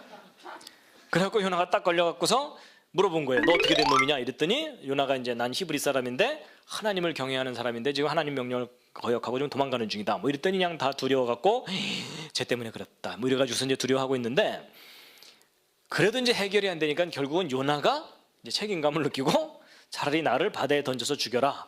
그러면 너희들이 구원받을 거다. 이랬더니 진짜 바다에 던져버렸어요. 그래서 여러분, 말을 함부로 하면 안 됩니다. 그런데 어떻게 됐어요? 던져버렸더니 어떻게 돼요? 바다가 곧 잔잔해져 버렸어요. 그래서 다 구원을 받게 됐거든요. 근데 여러분, 이 요나가 배 위에서 있었던 저 상황이 예수 그리스도에 관한 예언입니다. 요 상황 요대로 예수님 때 똑같은 일이 벌어져요. 잘 보세요. 여러분, 요나 때 있었던 중요한 것과 예수님 때 있었던 중요한 것을 비교를 해놓은 것인데요. 보시면은요, 여러분, 요나 때 그 배가 세상을 상징한다고 보시면 되는데요. 그 배에 이방인 선장이 있었죠. 근데 예수님 당시에는 이방인 총독이 왔어요. 빌라도가. 그렇죠? 로마 제국 식민지란, 그러니까 로마 제국이란 배를 예수님이 타신 거예요. 그래가지고서 이제 총독 빌라도가 있었고, 그때 이제 요나는 히브리인으로서 배에 올라탔는데 예수님도 혈통적으로는 히브리인으로 태어났죠. 그래서 히브리인으로 오신 예수님, 그 다음에 요나가 때 제비뽑기를 했다는 얘기는 재판을 받는다는 얘기거든요. 그래서 결국 요나가 사형 선고를 받게 돼가지고서 결국은 처형당하는 거예요. 예수님도 십자가 처형을 당하셨죠. 그 결과 어떻게 되냐면 폭풍이 그치고 배에 탔던 사람들이 다 사는 것처럼 결국 세상이 구원을 받게 돼요. 예수님 때. 상황이 참 닮았죠. 그렇죠? 더군다나 이제 이 이방인 선장과 총독 빌라도의 아주 중요한 공통점이 하나 있습니다. 그게 뭐냐면, 이런 배는요, 출항하자마자 선장에게 즉결 처형권이 주어져요. 사형권이. 근데 총독 빌라도가 바로 그 권한을 갖고 있던 존재예요. 여러분, 로마 제국이 식민지들을 다스려야 되는데 로마 제국은 인구가 적거든요. 로마 시민들은. 그러니까 인구가 적으니까 일일이 가서 다스릴 수가 없으니까 어떻게 했냐면 지역마다 분봉왕을 하나씩 세워줬어요. 자치적으로 다스리라고. 그 대신에 총독을 하나씩 파견을 했어요. 근데 그 총독에게만 특권을 하나 주, 특별한 권리를 하나 줬는데 그게 뭐냐면 사형권을 총독에게만 주었어요. 그래서 여러분, 이스라엘 사람들이 굳이 예수님을 끌고 빌라도에게 끌고 갔던 이유가 뭐냐면 자기들끼리는 예수를 못 죽이기 때문에 사형권이 있는 빌라도에게 예수님을 죽여달라고 데리고 간 거예요. 앞뒤가 이해가 되시죠? 그래서 결국 이게 무슨 얘기냐면은 요나서의 요 상황이 예수님 때에 관한 예언이에요. 그렇죠? 요 상황은 요대로 벌어지잖아요. 그럼 이제 이게 예수 그리스도가 메시아라는 결정적인 증거냐? 그건 아니에요. 여러분, 이것은 상황으로 이제 설명을 하는 것이고, 그래서 이제 여호와 하나님께서 큰 물고기를 예비하셔갖고 요나를 삼키게 하셨는데 요나가 3일 3야를 물고기 뱃속에 있었다고 돼 있거든요. 여러분, 이 3일 3야는 예수님이 무덤에 들어가 있던 기간이 아닙니다. 무덤에 실제 들어가 계셨던 기간은 3일보다 훨씬 짧아요. 그럼 저 3일 3야는 뭐라고 보고 있냐면 예수님께서 어둠의 세력에게 순응했던 기간을 의미한다고 보고 있어요. 고난당하신 전체 기간. 네, 그렇고요. 그 다음에 이제 요나가 물고기 뱃속에 들어가서 하나님께 간절히 기도하죠. 자, 여러분, 요나가 한 기도가 어떻게 해석이 되십니까? 근데 이제 이 요나가 기도한 내용이 제일 중요한 내용이에요, 사실은. 근데 요거는 이제 나중에 마지막에 자세하게 좀 설명드리기로 하고 일단 전체적인 상황을 보실 텐데요. 그래서 이제 여호와께서 물고기를 명하셔갖고 요나를 육지에 토해냈거든요. 그래서 휴 살았다 하고 있는 장면이에요. 그래갖고 이제 하나님께서 요나에게 다시 명령을 하십니다. 두 번째, 가서 니느웨성에 가서 선포하라, 이렇게 된 거예요. 그래서 요나가 이제 드디어 가게 되는데요. 자, 3장 3절하고 4절 함께 읽으시겠습니다. 시작. 요나가 여호와의 말씀대로 일어나서 니느웨로 가니라. 니느웨는 극히 큰 성읍이므로 3일 길이라. 요나가 그 성에 들어가며 곧 하룻길을 행하며 외쳐 가로되 40일이 지나면 니느웨가 무너지리라 하였더니. 자, 보세요. 여러분, 니느웨가 아주 커서 3일 길이라고 되어 있는데 저는 처음에 이렇게 가로지르는 게 3일 길인 줄 알았는데 이게 뺑 둘러보는데 3일 길이라는 겁니다. 근데 요나가 3일을 돌질 않고 하루만 지나간 거예요. 그리고 이제 외치는 것도요, 회개하라가 아니라 40일 지나면 망한다 이놈들아 이렇게 한 거예요. 그래서 여러분 요나서를 보면요, 그 뒤에도 계속 요나가 투덜거리거든요. 그런 걸로 보아서 요나가 정말 진심으로 막 회개를 외쳤다기보다는 그냥 하려니까 그냥 억지로 그냥 3일길인데 하루만 쌩 하고 지나가면서 망한다 이놈들아 하면서 싹 지나간 거예요. 뭐 거의 그런 수준이에요. 그렇죠? 예. 그런데 요나서의 두 번째 코미디가 이제 그 다음 장면입니다. 요나가 망한다 이놈들 하고 지나갔는데 정말 니네 사람들이 회개를 해버리는 거예요. 백성들이 막 금식을 선포하고 옷도 갈아입고 난리도 아니에요. 근데 백성들은 무지몽매하니까 그렇다 치더라도 그래도 왕은 배웠다고 하는 사람인데 왕까지도 막 조복을 벗고 굵은 배를 입고 제에 앉았는데 그것도 모자라서 먹지도 말고 물도 마시지 말라고 돼 있거든요. 이건 금식이 아니라 단식이에요. 그렇죠? 그리고 막 힘써 부르짖어라 막 이렇게 돼 있거든요. 여러분 일단 이런 상황이 믿어지세요? 여러분 이게 믿기가 어려운 거예요. 여러분이야 믿음이 좋으시니까 믿으실지 모르겠지만 이게 상식적으로 생각하면 말이 안 되는 게 뭐냐면, 이걸 비유를 하자면 마치 뭐가 똑같으냐면요, 오늘날 세계에서 제일 강한 나라가 미국이잖아요. 그렇죠? 그 미국의 수도 워싱턴에 부시맨 하나가 콜라병을 들고 워싱턴 시내를 쌩 하고 가로질러 가면서 뭐라고 외친 거예요? 40일 지나면 망한다 이놈들아 이러면서 지나간 거예요. 그래서 쌩 하고 지나갔더니 무슨 일이 벌어진 거예요? 워싱턴 시민들이 다 막 회개를 하고 부시 대통령까지 내려와 가지고서 막 단식을 선포하고 막 회개를 하는 거예요. 아니 부시 대통령이야, 자기하고 이름 비슷하니까 응? 응? 뭐 형님 오셨수 이러면서 뭐 잠깐 나와볼 수는 있을지 모르지만 이게 앞뒤가 안 맞는 얘기잖아요. 그렇죠? 그래서 여러분 바로 이런 점 때문에 요나서가 역사적인 사실을 기록한 것이 아니다라는 생각을 사람들이 하는 거예요. 심지어 성경학자들까지도 이 부분에 대해서 자신이 없어 해요. 너무나 황당한 상황이니까 그렇거든요. 그런데 여러분 사람들 중에는 이런 사람들이 있어요. 성경에 기록되어 있다면 이게 정말 사실일 거다 믿고 그 근거를 찾으려고 애를 쓰는 사람들이 있거든요. 근데 그런 사람들이 드디어 요나서에 대한 아주 중요한 단서들을 발견하기 시작했어요. 그게 뭐냐면, 여러분 그때 당시 정치적인 상황은 북이스라엘은 여로보암 2세였고 남유다는 우시야 왕이었는데 그때 요나가 이제 니네성을 간 거예요. 근데 그때 당시 아시리아는 아슈르단 3세가 통치하고 있던 때였거든요. 그러면 이때 이제 요나가 니네성을 가서 회개를 외쳐서 왕까지 회개를 할 정도면, 그리고 조그마한 마을도 아니고 큰 성이 통째로 회개를 한 정도라면은 이게 엄청난 사건이거든요. 그럼 역사 기록 속에 무슨 흔적이라도 남아 있어야 되잖아요. 그렇죠? 근데 그 흔적이 발견됐어요. 여러분 그 아시리안 에포님이라고 하는 기록이 있는데, 예를 들면 이런 거예요. 오늘날 그 연말쯤 되면 뭐 타임지나 이런 유명한 잡지에 올해의 인물 뭐 이런 거 선정하는 거 있죠. 그런 비슷한 거예요.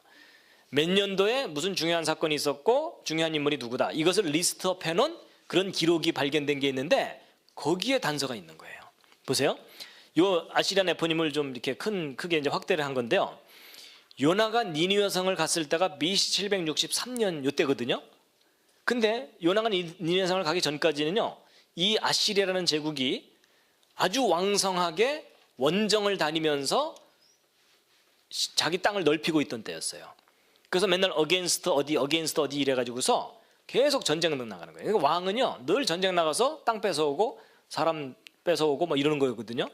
그래서 이제 맨날 원정 다니다가 가끔 한번 인더랜드 이러면서 쉬고 또 나갔다가 또 쉬고 이러던 상황이었어요. 근데 놀랍게도 BC 763년 요나가 니느웨 성을 갔을 그때로부터 한 5년 기간 동안 아시리아 내부에 반란이 일어나요. 반란이. 그러면서 정치적인 상황이 불안해졌는데 그 후에 다시 어디를 원정을 나가긴 했지만 평화조약만 맺고 돌아오고, 그리고 이제 2년 또 쉬다가 또 나갔지만 또 다시 몇 년 쉬고 막 이런 식으로, 하여튼 요나가 니느웨 성을 갔을 그때를 이후로 아시리아가 빌빌거리기 시작하는 거예요. 그렇다면 이때 분명히 무슨 일이 있었던 거예요. 내부의 어떤 불안한 요소가. 그래갖고 이 BC 763년에 무슨 특별한 일이 있지 않았을까 하고서 조사해 보다가 뭐가 발견됐냐면 저때 니느웨 성에서 일식 현상이 있었어요. 그것도 개기일식이, 벌건 대낮에. 그래가지고 이 아시리아 제국에서 그 영화를 누리고 있던 사람들에게 두려움과 공포를 주는 사건이 일어났는데 그게 일식 현상이에요. 근데 이것을 컴퓨터를 통해서 이제 확인을 할 수 있게 된 거예요. 그래가지고 아까 그 컴퓨터 프로그램 다시 한번 보실 텐데요. 이제 요나 때 그 일식 현상을 보게 될 텐데, 자 보세요. 여러분 여기 지금 정확하게 니느웨 성의 좌표를 입력을 해가지고서 이제 그 위치를 딱 정해놓고 그다음에 BC 763년 6월 15일이에요. 6월 15일이면은 여름 때죠. 그렇죠? 근데 이게 성경하고도 맞아요. 뭐냐면은 니느웨 성을 갖다가 그 뒷부분을 읽어보시면요, 햇빛이 너무 뜨거워서 막 괴로워하는 장면 나오죠. 그렇죠? 그러니까 시기도 이제 맞는 거예요.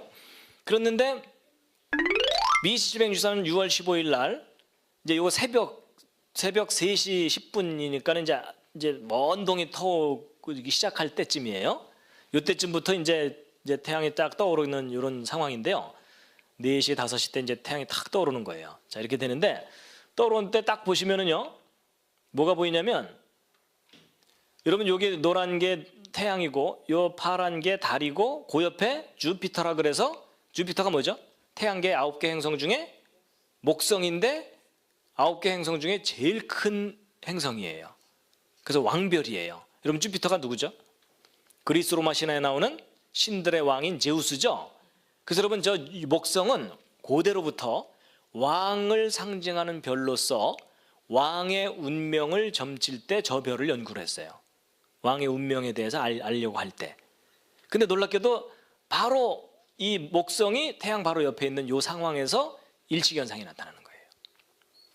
그래서 이제 앞뒤 상황은 아마도 이랬을 거라고 생각이 되는데, 이제 요나가 그 전날쯤, 뭐 하루 전이든 이틀 전이든 그 어간에 망한다 이놈들아 하면서 쌩하고 지나간 거예요. 그러니까 너무 황당하니까 저놈 잡아들여라 이랬는데 이제 너무 빨리 도망가니까 이제 못 잡아갖고 별 미친 놈 다 보겠네 뭐 이러면서 이제 그날 저녁 이제 3, 4분 모여갖고서 한 잔씩 하면서 뭐라 그랬겠어요? 오늘 낮에 미친놈 하나가 망한다고 그래서 지나갔는데 잡았대 못 잡았대? 아직 못 잡았대? 내일쯤은 잡아야 되는데 뭐 이러면서 이제 한 잔씩 다 이제 걸치고서 이제 그날은 잠 자고 그 다음날 아침 바로 이제 요 날이겠죠? 요 날 이제 뒤늦게 이제 깨갖고서 어제 그놈 잡았어 못 잡았어 뭐 이러고 있는 거예요. 응? 오늘은 잡아야 될 텐데 뭐 이러면서 이제 그러고 있는 상황에서 일식현상이 나타나는데, 여러분 보세요.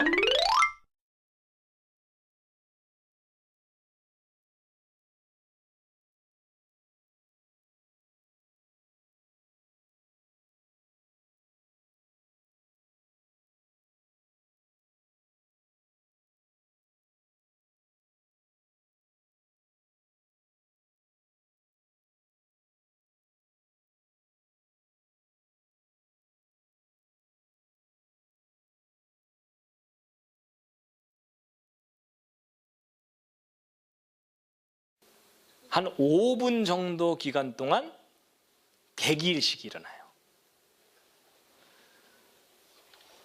여러분 일식이 일어나면 요즘 사람들이 이제 교육을 받았기 때문에 저 뭐 간율이 어디 있어 뭐 이러면서 그러잖아요. 그렇죠? 근데 여러분 이때 당시 사람들은 우상 숭배를 하던 사람들이기 때문에 일식 현상이 일어난다는 것은 태양이 빛을 잃는 건데 태양이 거의 신이잖아요. 그렇죠? 그럼 뭐예요? 그 해석이 어떻게 돼요? 신이 노한 거예요. 더군다나 왕을 상징하는 별이 그 바로 옆에 있잖아요. 그렇죠? 그럼 왕에게 무슨 문제가 있는 거예요. 그렇죠? 그럼 여러분 일식현상이라면 민심이 흉흉해지죠? 민심이 흉흉해지면 그 민심의 화살이 누구한테 가요? 왕에게 가요. 그리고 아시리아는 다민족 그 제국이기 때문에 정치적인 적이 무수히 많아요. 그렇죠? 출신들이 다 다르고. 그러니까 무슨 문제가 딱 생기면은 곧바로 그냥 쿠데타를 일으켜 갖고서 정권을 뺏을 수도 있는 그런 상황이거든요. 그럼 왕은 민심을 수습하기 위해서라도 쇼라도 해야 돼요. 그렇죠? 자기가 선수를 쳐갖고 뭔가를 해야 되거든요. 그러니까 이제 무슨 얘기냐면 일식현상이 그냥 일어났으면 모르겠는데 어저께 어느 미친놈 한 분이 망한다 그러고 지나갔잖아요. 그러니까 그분이 미친 분이 아니신 거예요. 신이 보낸 사자인 거예요. 여러분, 저는 개인적으로 일시현상을 직접 경험한 적이 없는데, 제가 이제 이 내용을 오래전에 미국에 가서 이제 강의를 했더니 어느 한 분이 식사를 같이 하자 그러면서 자기의 경험을 얘기해 주시는데, 제가 일시현상을 직접 경험을 했대요. 그날 아침에 일식이 있다는 예보를 들었는데 본인은 못 들었대요. 못 듣고서 그냥 이제 자동차 몰고서 하이웨이를 싹 가고 있는데 갑자기 이제 자기 눈앞에서 일식이 벌어진 거예요. 그냥 갑자기 그냥 껌껌해지면서 태양이 빛을 확 잃어버리는 거거든요. 그러니까 이분이 공부도 꽤 한 분이고 그리고 신앙도 있는 분이에요. 그런데도 막 공포감이 들면서 막 두렵고 떨리는데 무슨 생각했겠어요? 주님 오시려나 뭐 이런 거 있죠. 그러니까 배울 만큼 배웠다는데도 그런 공포감이 들거든요. 그런데 하물며 우상 숭배하던 사람들한테는 거의 절대 공포가 일어나면서 집단 히스테리가 나타나는 거예요.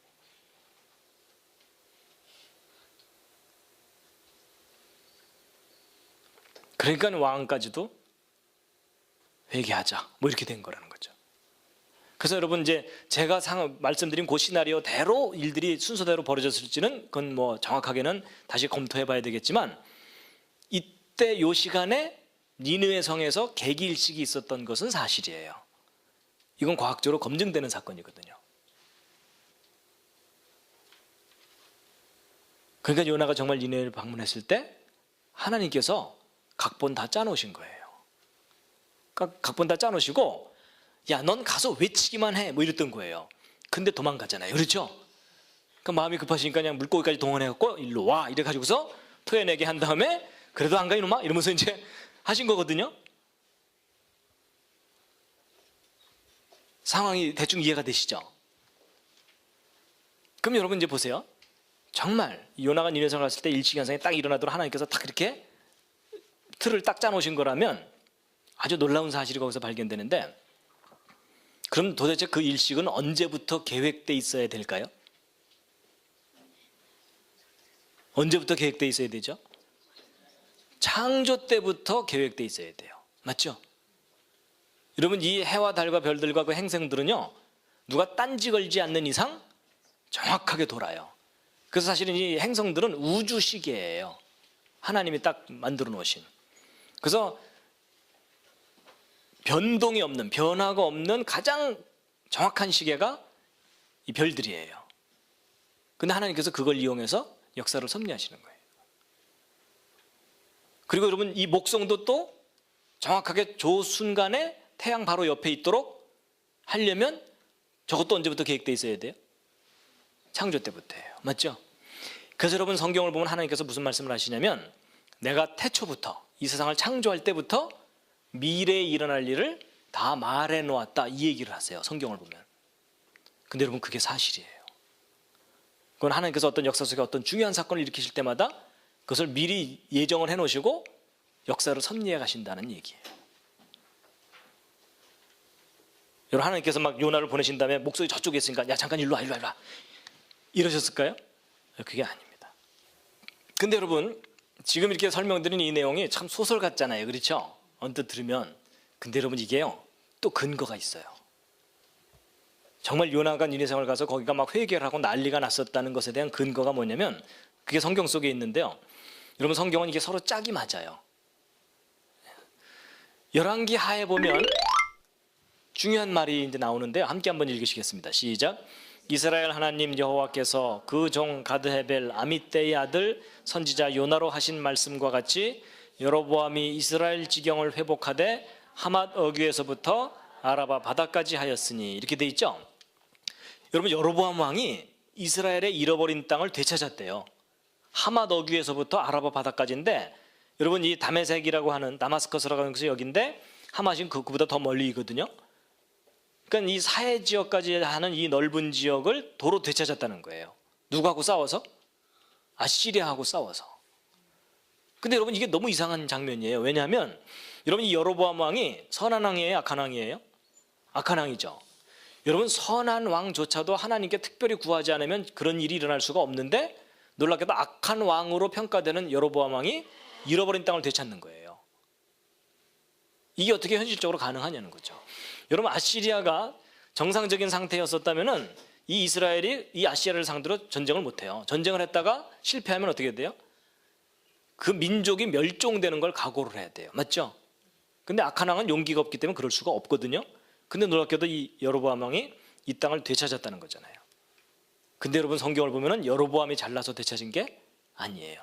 성경 기록 보면 선지자 요나로 하신 말씀과 같이 이렇게 돼 있죠. 요나 때문이에요. 요나 사건 때문에. 여러분 요나가 니네성을 갔더니 정말 회개를 해버리네요. 그리고 요나가 돌아왔잖아요. 그렇죠? 돌아와서 왕에게 보고를 하는 거예요. 왕이시여 지금 저놈들 엉망이 됐나이다. 지금이 찬스이옵나이다. 뭐 이렇게 된 거라는 거예요. 여러분 니느웨 성이 그렇게 소란이 일어났으면은 그 주변에서 땅을 뺏겼던 그 많은 사람들이 너도나도 들고 일어나길 거 아니에요. 그렇죠? 그런 상태에서 그 땅을 도로 되찾은 거예요. 그러니까 여러분 성경을 보면 앞뒤가 이렇게 맞는다니까요. 하여튼 성경 좀 믿어주시면 감사하겠습니다.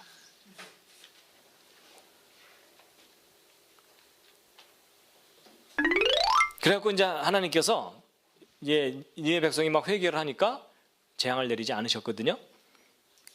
근데 이제 누가 신경질이 났어요? 요나가 심히 싫어하고 노하여 이렇게 돼 있어요. 그래갖고 그 다음 얘기가 뭐냐면 요점이 이거예요. 겉봐요 내 이럴 줄 알았다니까요 이러는 거예요. 응? 내가 그래도 A급 선지자인데 내가 눈치 다 챘다니까요 이러면서 내가 여기까지 안 왔어도 하나님께서는 원래 여기를 멸망시키지 않을 거라는 걸 내가 미리 알았기 때문에 내가 오나 안 오나 안 망할 텐데 왜 굳이 나를 여기까지 끌고 왔느냐 뭐 이런 거예요.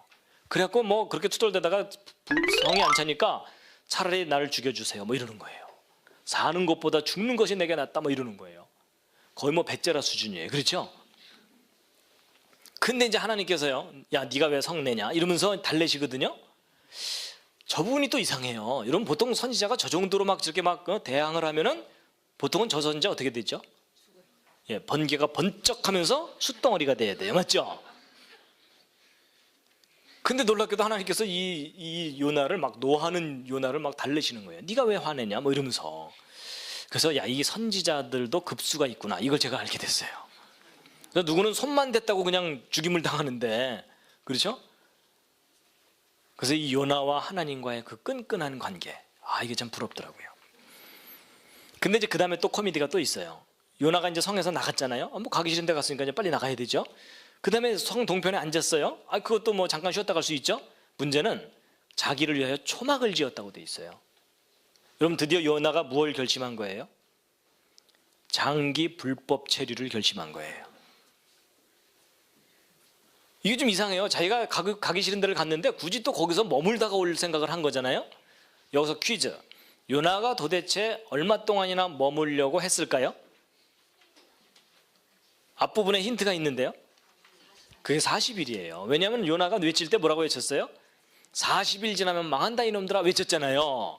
그러니까 요나는 결국 뭘 보고 오고 싶은 거예요? 자기 심정으로는 망하는 걸 보고 오고 싶은 거예요. 그렇죠? 하여튼 뭐 그건 나중에 요나한테 이제 물어봐야 되겠지만 그런 거예요. 근데 여러분 이 40일이 예수님에 대한 예언이에요. 여러분 보세요. 요나가 니느웨 성을 가서 임무 끝났잖아요. 회개를 했으니까. 그러면 자기는 그냥 돌아오면 되잖아요. 근데 굳이 40일을 머물고 돌아오죠. 예수님께서 바로 그렇게 하세요. 여러분 예수님께서 이 땅에 오셔서 십자가에서 임무를 완수하셨죠. 부활까지 하셨잖아요. 그럼 임무 끝났으면 바로 승천하시면 되죠. 근데 곧바로 승천하지 않으시고 며칠 동안을 머물다가 하늘로 올라가시는데 성경을 보면 정확하게 40일 동안 머물고 가셨다고 돼 있어요. 맞죠? 요나서에 기록된 그 내용을 예수님께서 그대로 이루신 거예요. 그래서 여러분 예수님께서 항상 무슨 일을 하실 때마다 뭐라 그러시냐면 선지자들의 그 글을 이루려 하십니다. 모세의 글을 이루려 합니다. 이렇게 나오시죠. 그러니까 선지자를 통해서 요소요소에 많은 예언들을 해놓으신 다음에 그거를 하나하나 퍼즐 맞추듯이 하나하나 다 수행을 하시고 가시는 거예요. 그래서 이 40일이 하나의 예언적인 것이고요. 또 하나가 뭐가 있냐면 40년 예언이 있어요. 그게 뭐냐면요, 요나가 니느웨 성을 방문했을 때가 BC 763년인데 정작 니느웨는 회개를 했는데 이스라엘은 회개를 안 해요. 그래가지고 그 이스라엘이 결국은 망해요. 언제 망하냐면은 40년 지난 후에 BC 723년에 망해요.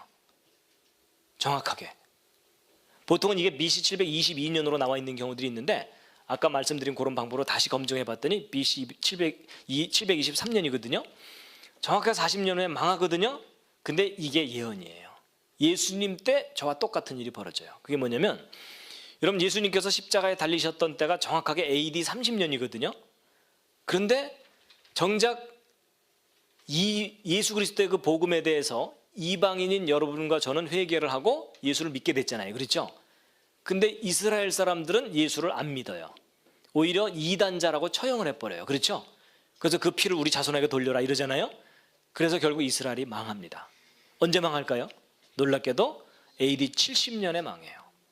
그럼 몇 년 만에 망한 거예요? 정확하게 40년 후에 망한 거예요. 그래서 여러분 이때 망할 때 어떻게 된 거냐면, 그 로마 제국의 식민지 시절이잖아요. 그렇죠? 그래서 로마 제국의 티투스, 뭐 디도라고도 얘기하는 그 티투스가 군대를 이끌고 예루살렘에 와서 예루살렘을 완전히 무너뜨리고 이스라엘 사람들을 포로로 잡아가 버려요. 그래서 그때 예루살렘을 완전히 망가뜨린 것을 기념해 가지고 로마로 돌아가서 개선문을 만들어놨어요. 이게 예루살렘 섬 함락 기념이에요. 기념 개선문이거든요. 그래서 이 개선문에는 이스라엘의 그 성전에서 약탈해가는 그 장면들을 그대로 이렇게 해놨어요. 왜 이렇게까지 막 개선문을 세울 정도로 그렇게 큰 업적이었느냐?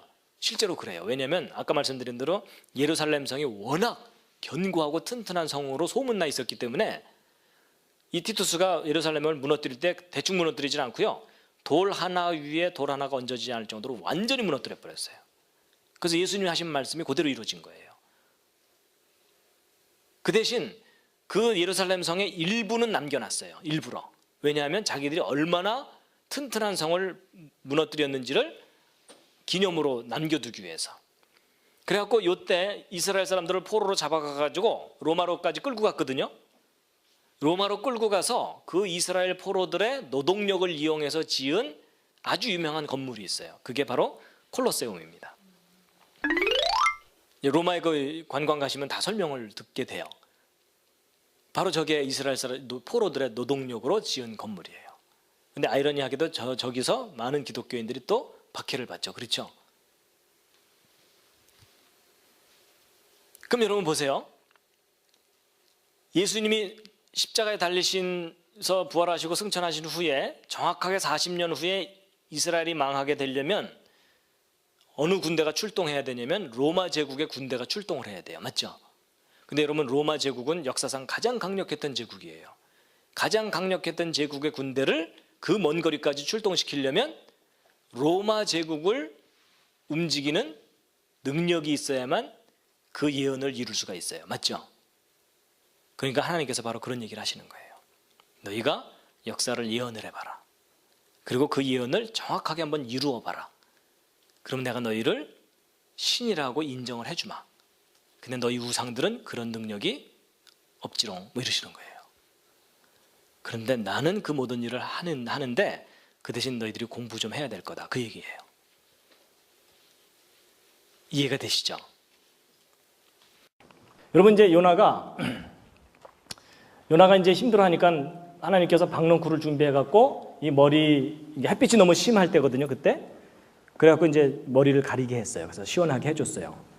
근데 이제 그 다음 요나가 박넝쿨로 인해서 너무 기뻐하다가 하나님이 벌레를 준비하셔갖고 이 박넝쿨을 씹게 했더니 시들어 버렸어요. 줬다 뺏은 거예요. 그렇죠? 네. 그러니까 요나가 이제 또 신경질을 내요. 여기 보세요.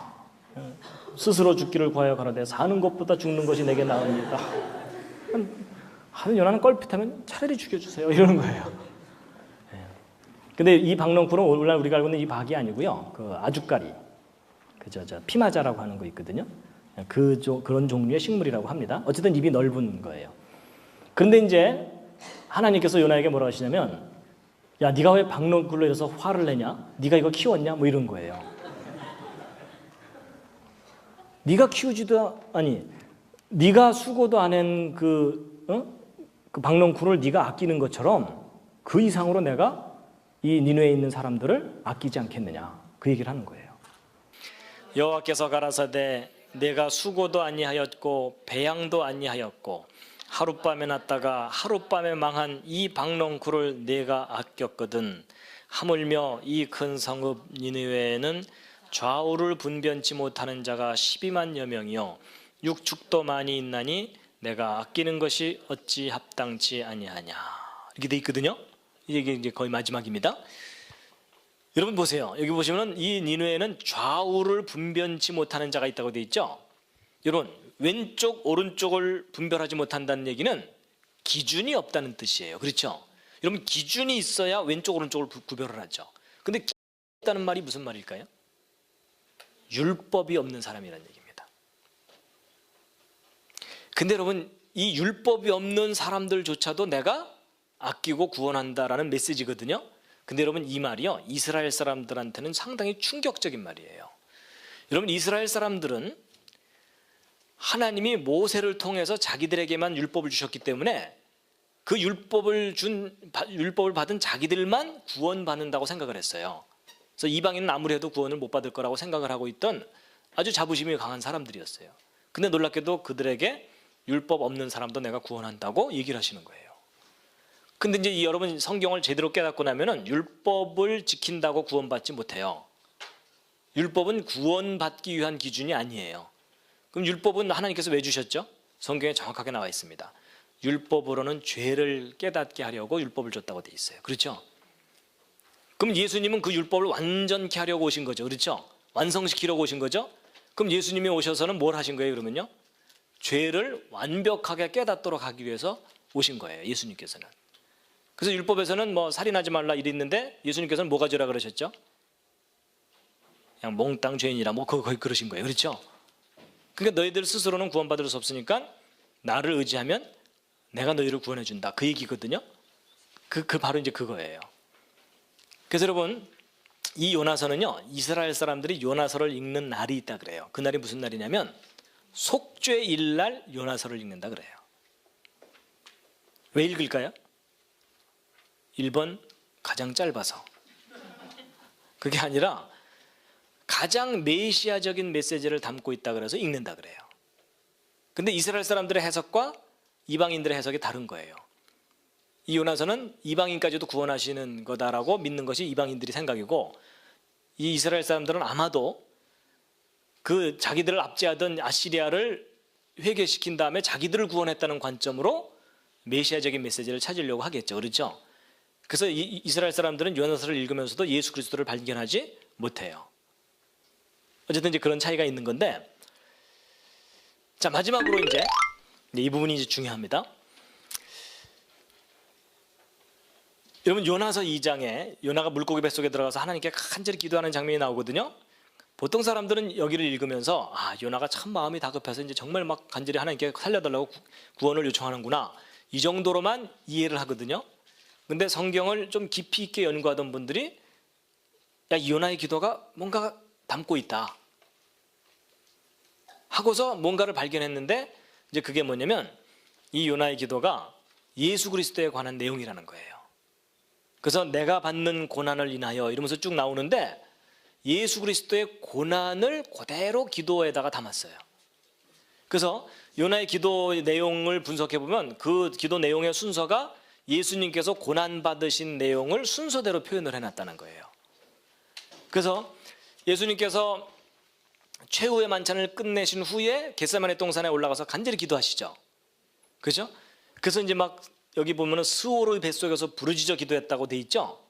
그래서 겟세마네 동산의 기도를 표현하고 그다음에 그렇게 기도하시다가 드디어 체포되시죠. 대제사장들에 의해서 체포되는데 여러분 여기 보시면은 3절에 나를 깊음 속 바닷 가운데 던지셨다 이렇게 돼 있는데 여러분 혹시 물에 빠져서 죽을 뻔한 경험이 있으십니까? 또는 체포돼 보신 경험이 있으십니까? 저는 개인적으로 물에 빠져 죽을 뻔한 적이 있어요. 초등학교 때 산정호수 가서 빠져 죽을 뻔한 적이 있어요. 그리고 제 가까운 분이 체포되신 적이 있으셨고. 근데 여러분 사실 물에 빠져 죽을 뻔하거나 체포되고 나면요 본인이 스스로는 못 나와요. 바깥에서 누가 꺼내줘야 돼요. 누군가가 힘써서. 그렇거든요. 근데 그 상황이 같은 상황이에요. 그 다음에 내가 주의 목전에서 쫓겨났다는 것은 빌라도에게 끌려가신 상황을 표현했다고 보고 있는데, 여러분 이스라엘은 종교 공동체예요. 종교 공동체이기 때문에 이스라엘 사람들이 가장 두려워하는 것 중에 하나가 뭐냐면 출교당하는 거예요. 출교가 뭐죠? 그 이스라엘 민족 공동체에서 쫓겨나는 거예요. 근데 여러분 이스라엘 민족에서 쫓겨난다는 얘기는 곧 누구한테 쫓겨나는 걸까요? 하나님께로부터 쫓겨나는 일이에요. 그래서 이스라엘 사람들이 그걸 제일 두려워하는 것 중에 하나예요. 그래서 여러분 내가 주의 목전에서 쫓겨났다는 건데, 여러분 이스라엘 사람들이 예수님을 자기들이 잡아다가 빌라도에게 끌고 간 이유가 뭐냐면 이 예수 우리 민족에게 필요 없다 정도가 아니라 우리 민족에 해를 끼치고 있기 때문에 죽여달라 하는 거였거든요. 결국 자기 민족에서 쫓아내겠다는 뜻인데 그게 주의 목전에서 쫓겨나는 것과 같은 상황이에요. 그 다음에 물이 나를 둘렀고 기품이 나를 에웠고 바다풀이 내 머리를 쌌다는 것은 그 빌라도의 뜰에서 홍포와 가시면류관으로 멸시를 받고 핍박을 받는 것과 유사하다고 보고 있고요. 그 다음에 내가 산의 뿌리까지 내려갔다 이렇게 돼 있는데 무덤 속에 들어가신 예수 그리스도이고요. 그 다음에 이제 사흘 만에 부활하시죠. 그렇죠? 그래서 주께서 내 생명을 구덩이에서 건지셨다 이렇게 돼 있는데 죽으셨다 부활하신 내용이 표현되어 있다고 보고 있고, 그 다음에 내 기도가 주께 이르렀사오며 이렇게 돼 있는데 기도의 응답을 받은 내용이고요. 그 다음에 무릇 거짓되고 헛된 것을 숭상하는 자는 자기에게 베푸신 은혜를 버렸다는 것은 여러분 하나님께서 유대인들에게 먼저 복음을 전하시고 그 유대인들을 통해서 세상을 구원하시려고 하신 거였거든요. 근데 그 유대인들이 예수 그리스도를 거절했죠. 그래서 그 복음을 거절한 유대인들을 표현한 것이 아니겠느냐라고 보고 있어요. 근데 이제 마지막 이제 9절이 제일 중요합니다. 여기가 이제 중요한 게 있는데요. 자, 9절 함께 읽으시겠습니다. 시작. 나는 감사하는 목소리로 주께 제사를 드리며 나의 서원을 주께 갚겠나이다. 구원은 여호와께로서 말미암나이다. 이렇게 돼 있는데 제사 드릴 거다 맹세한다라는 제사의 맹세가 있죠. 그리고 구원은 여호와께로서 말미암나이다 이렇게 돼 있는데, 여러분 이 구원은 여호와께로서 말미암나이다라는 저 문장을 한 단어로 표현하면 뭘까요? 그게 예수입니다. 여러분 그 예수라는 이름이 뜻이 있죠. 예수라는 이름의 구약적인 뜻이 뭐냐면 구원은 여호와께로 말미암는다 이 뜻이에요. 인간의 구원은 하나님이 하신다는 거예요. 그러니까 여호와 하나님이 인간을 구원하신다는 것이 예수라는 이름의 뜻이에요. 그리고 신약에서는 뭐라고 표현되어 있죠? 아들을 낳으리니 이름을 예수라 하라. 이는 자기 백성을 저희 죄에서 구원할 자이심이라 이렇게 돼 있죠. 그럼 여러분 이 표현과 신약에서의 그 표현 두 개를 합치면 이제 어떻게 되냐면 오직 구원은 여호와 하나님께로부터 오는데 자기가 창조하신 그 백성들을 그들의 죄로부터 구원하신다 그 얘기거든요. 그래서 여러분이 예수를 믿는다는 말이 무슨 말이냐면 바로 이 메시지를 믿는 거예요. 그래서 창조자 하나님이 계셨고 우리가 피조물로 창조되었는데 우리가 죄를 지어서 죽게 되었는데 우리를 그 죄로부터 구원해 주신다라는 것을 믿는 것이 예수를 믿는 거예요. 교회를 다닌다는 얘기가 아니고요. 이해가 되시죠? 자, 그럼 이제 보세요. 이 요나가 물고기 뱃속에서 기도한 내용을 잘 분석해 보면요, 내가 이런 일들을 당할 것이다 라는 상황이 설명되어 있죠. 그렇죠? 그리고 내가 제사를 드릴 거다 맹세한다 예수 이렇게 돼 있죠. 그럼 여러분 이게 무슨 내용이냐면 서약서예요. 또는 맹세문. 무슨 얘기냐면 예수님께서요 요나라는 선지자를 통해서 수백 년 전에 제사를 드릴 거라는 맹세문을 작성하시고 이 땅에 오신 거란 얘기예요. 미리 예언적이면서 맹세문을 작성하시고. 일단 구조는 이해가 되시죠? 그러면 이제 그렇다면은 이제 맨 처음에 얘기했던 것부터 차근차근 이제 풀면은 풀리거든요. 보세요. 여러분 그때 당시에 서기관과 바리새인들이 예수님께 표적 증거를 내놓으라 그랬거든요. 네가 메시아면 증거를 내놔라. 그랬더니 예수님께서 요나의 표적밖에는 보여줄 표적이 없다 그랬거든요. 그리고 이사야서 41장을 보면은 여호와 하나님께서 야 우리 재판해보자. 그 대신 확실한 증거, 결정적인 증거를 갖고 얘기하자 이랬죠. 그러니까 예를 들면 이런 거예요. 여러분 제가 어떤 사람한테 예를 들면 뭐 10억 원을 껐다고 치자고요. 그럼 한두 푼도 아니고 10억 원을 껐으면 제가 반드시 뭘 써줘야 되죠? 차용증서라는 걸 써줘야 돼요. 근데 그 차용증서는 어떻게 쓰는 거죠? 쉬워요. 어떤 상황에서 어떻게 돈을 껐다는 거를 일단 써야 돼요. 상황을 써야 돼요. 맞죠? 그 다음에 맨 마지막에 뭘 맹세해야 되죠? 반드시 갚는다, 맹세한다. 그렇게 되죠. 안 갚을 수도 있음. 이렇게 쓰면 되나요? 그건 맹세문이 아니에요. 차용증서가 아니고 반드시 갚는다, 맹세한다. 그 다음에 맨 마지막에 뭘 해야 되죠? 제가 서명을 해야 돼요. 맞죠? 서명 안 하면 무효인 거 아시죠? 그게 이제 바로 서약서고 차용증서예요. 그렇죠? 그럼 여러분 보세요. 제가 이제 10억 원을 껐는데 갚겠다고 차용증서까지 써줬는데도 제가 도망을 갔어요. 도망을 갔다가 이제 도망 다니다 붙잡혀갖고 왔어요. 결국 재판을 받게 되겠죠? 근데 재판을 받으면서 제가 이제 기억이 안 난다. 언제 나한테 그때 그걸 꺼줬냐. 이러면서 막 제가 거짓 증인들, 저한테 아카데미 들었던 사람들 다 동원해갖고 이 사람은 절대 그럴 사람이 아닙니다 하고서 막 증인을 막 내세웠어요. 그러면 될까요? 그래도 안 돼요. 상대방이 뭐 하나만 제출하면 제가 유죄가 돼요? 차용증서, 그렇죠? 제 서명 들어있는 차용증서 하나만 딱 제출하면 어떤 증인이 있어도 상관없이 저는 유죄예요. 맞죠? 그런 걸 뭐라고 얘기하냐면 결정적인 증거라고 얘기해요. 그럼 예수님이 무슨 말씀하셨는지 이해가 되시죠? 내가 메시아인 증거가 있다. 요나의 표적을 봐라. 그런데 그 요나의 표적이 뭐예요? 요나서에 기록된 그 내용을 잘 들여다봐라. 그 속에 내가 이 백성을 위해서 제사 드릴 것을 맹세한 서약서가 있다.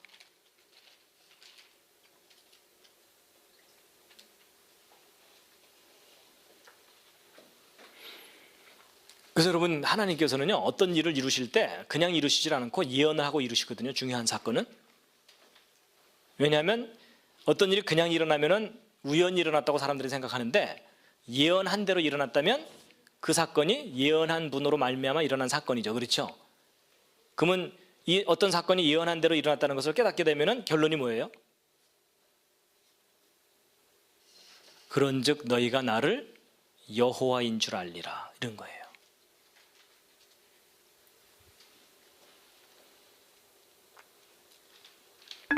자, 이제 정리하고 마치겠습니다. 여러분 맨 처음에 시작할 때 두 가지 질문을 했죠. 첫 번째 질문, 왜 여호와 하나님이 유일한 신이신가? 정답이 뭐라고요? 두 단어. 뭐하고 뭐죠? 예언과 역사예요. 예언하시고 역사를 통해서 그 예언을 이루시는 분이다. 그 다음에 왜 나사렛 예수가 유일한 메시아, 구원자이시죠? 키워드, 제일 중요한 단어가 요나의 표적이에요. 일단 핵심되는 말은 그렇죠? 그리고 그 자세한 내용은 지금 쭉 설명드린 그 내용이에요. 그렇죠? 그래서 역사를 섭리하시는 하나님에 대해서 과학적으로 또는 역사적으로 이제 확인된 그 증거에 대해서 이제 소개를 해드렸습니다. 그래서 여러분과 제가 믿는 그 하나님은 역사를 주관하시고 또 그분의 계획대로 인류를 구원하신 분이십니다. 마지막 꽃다발입니다.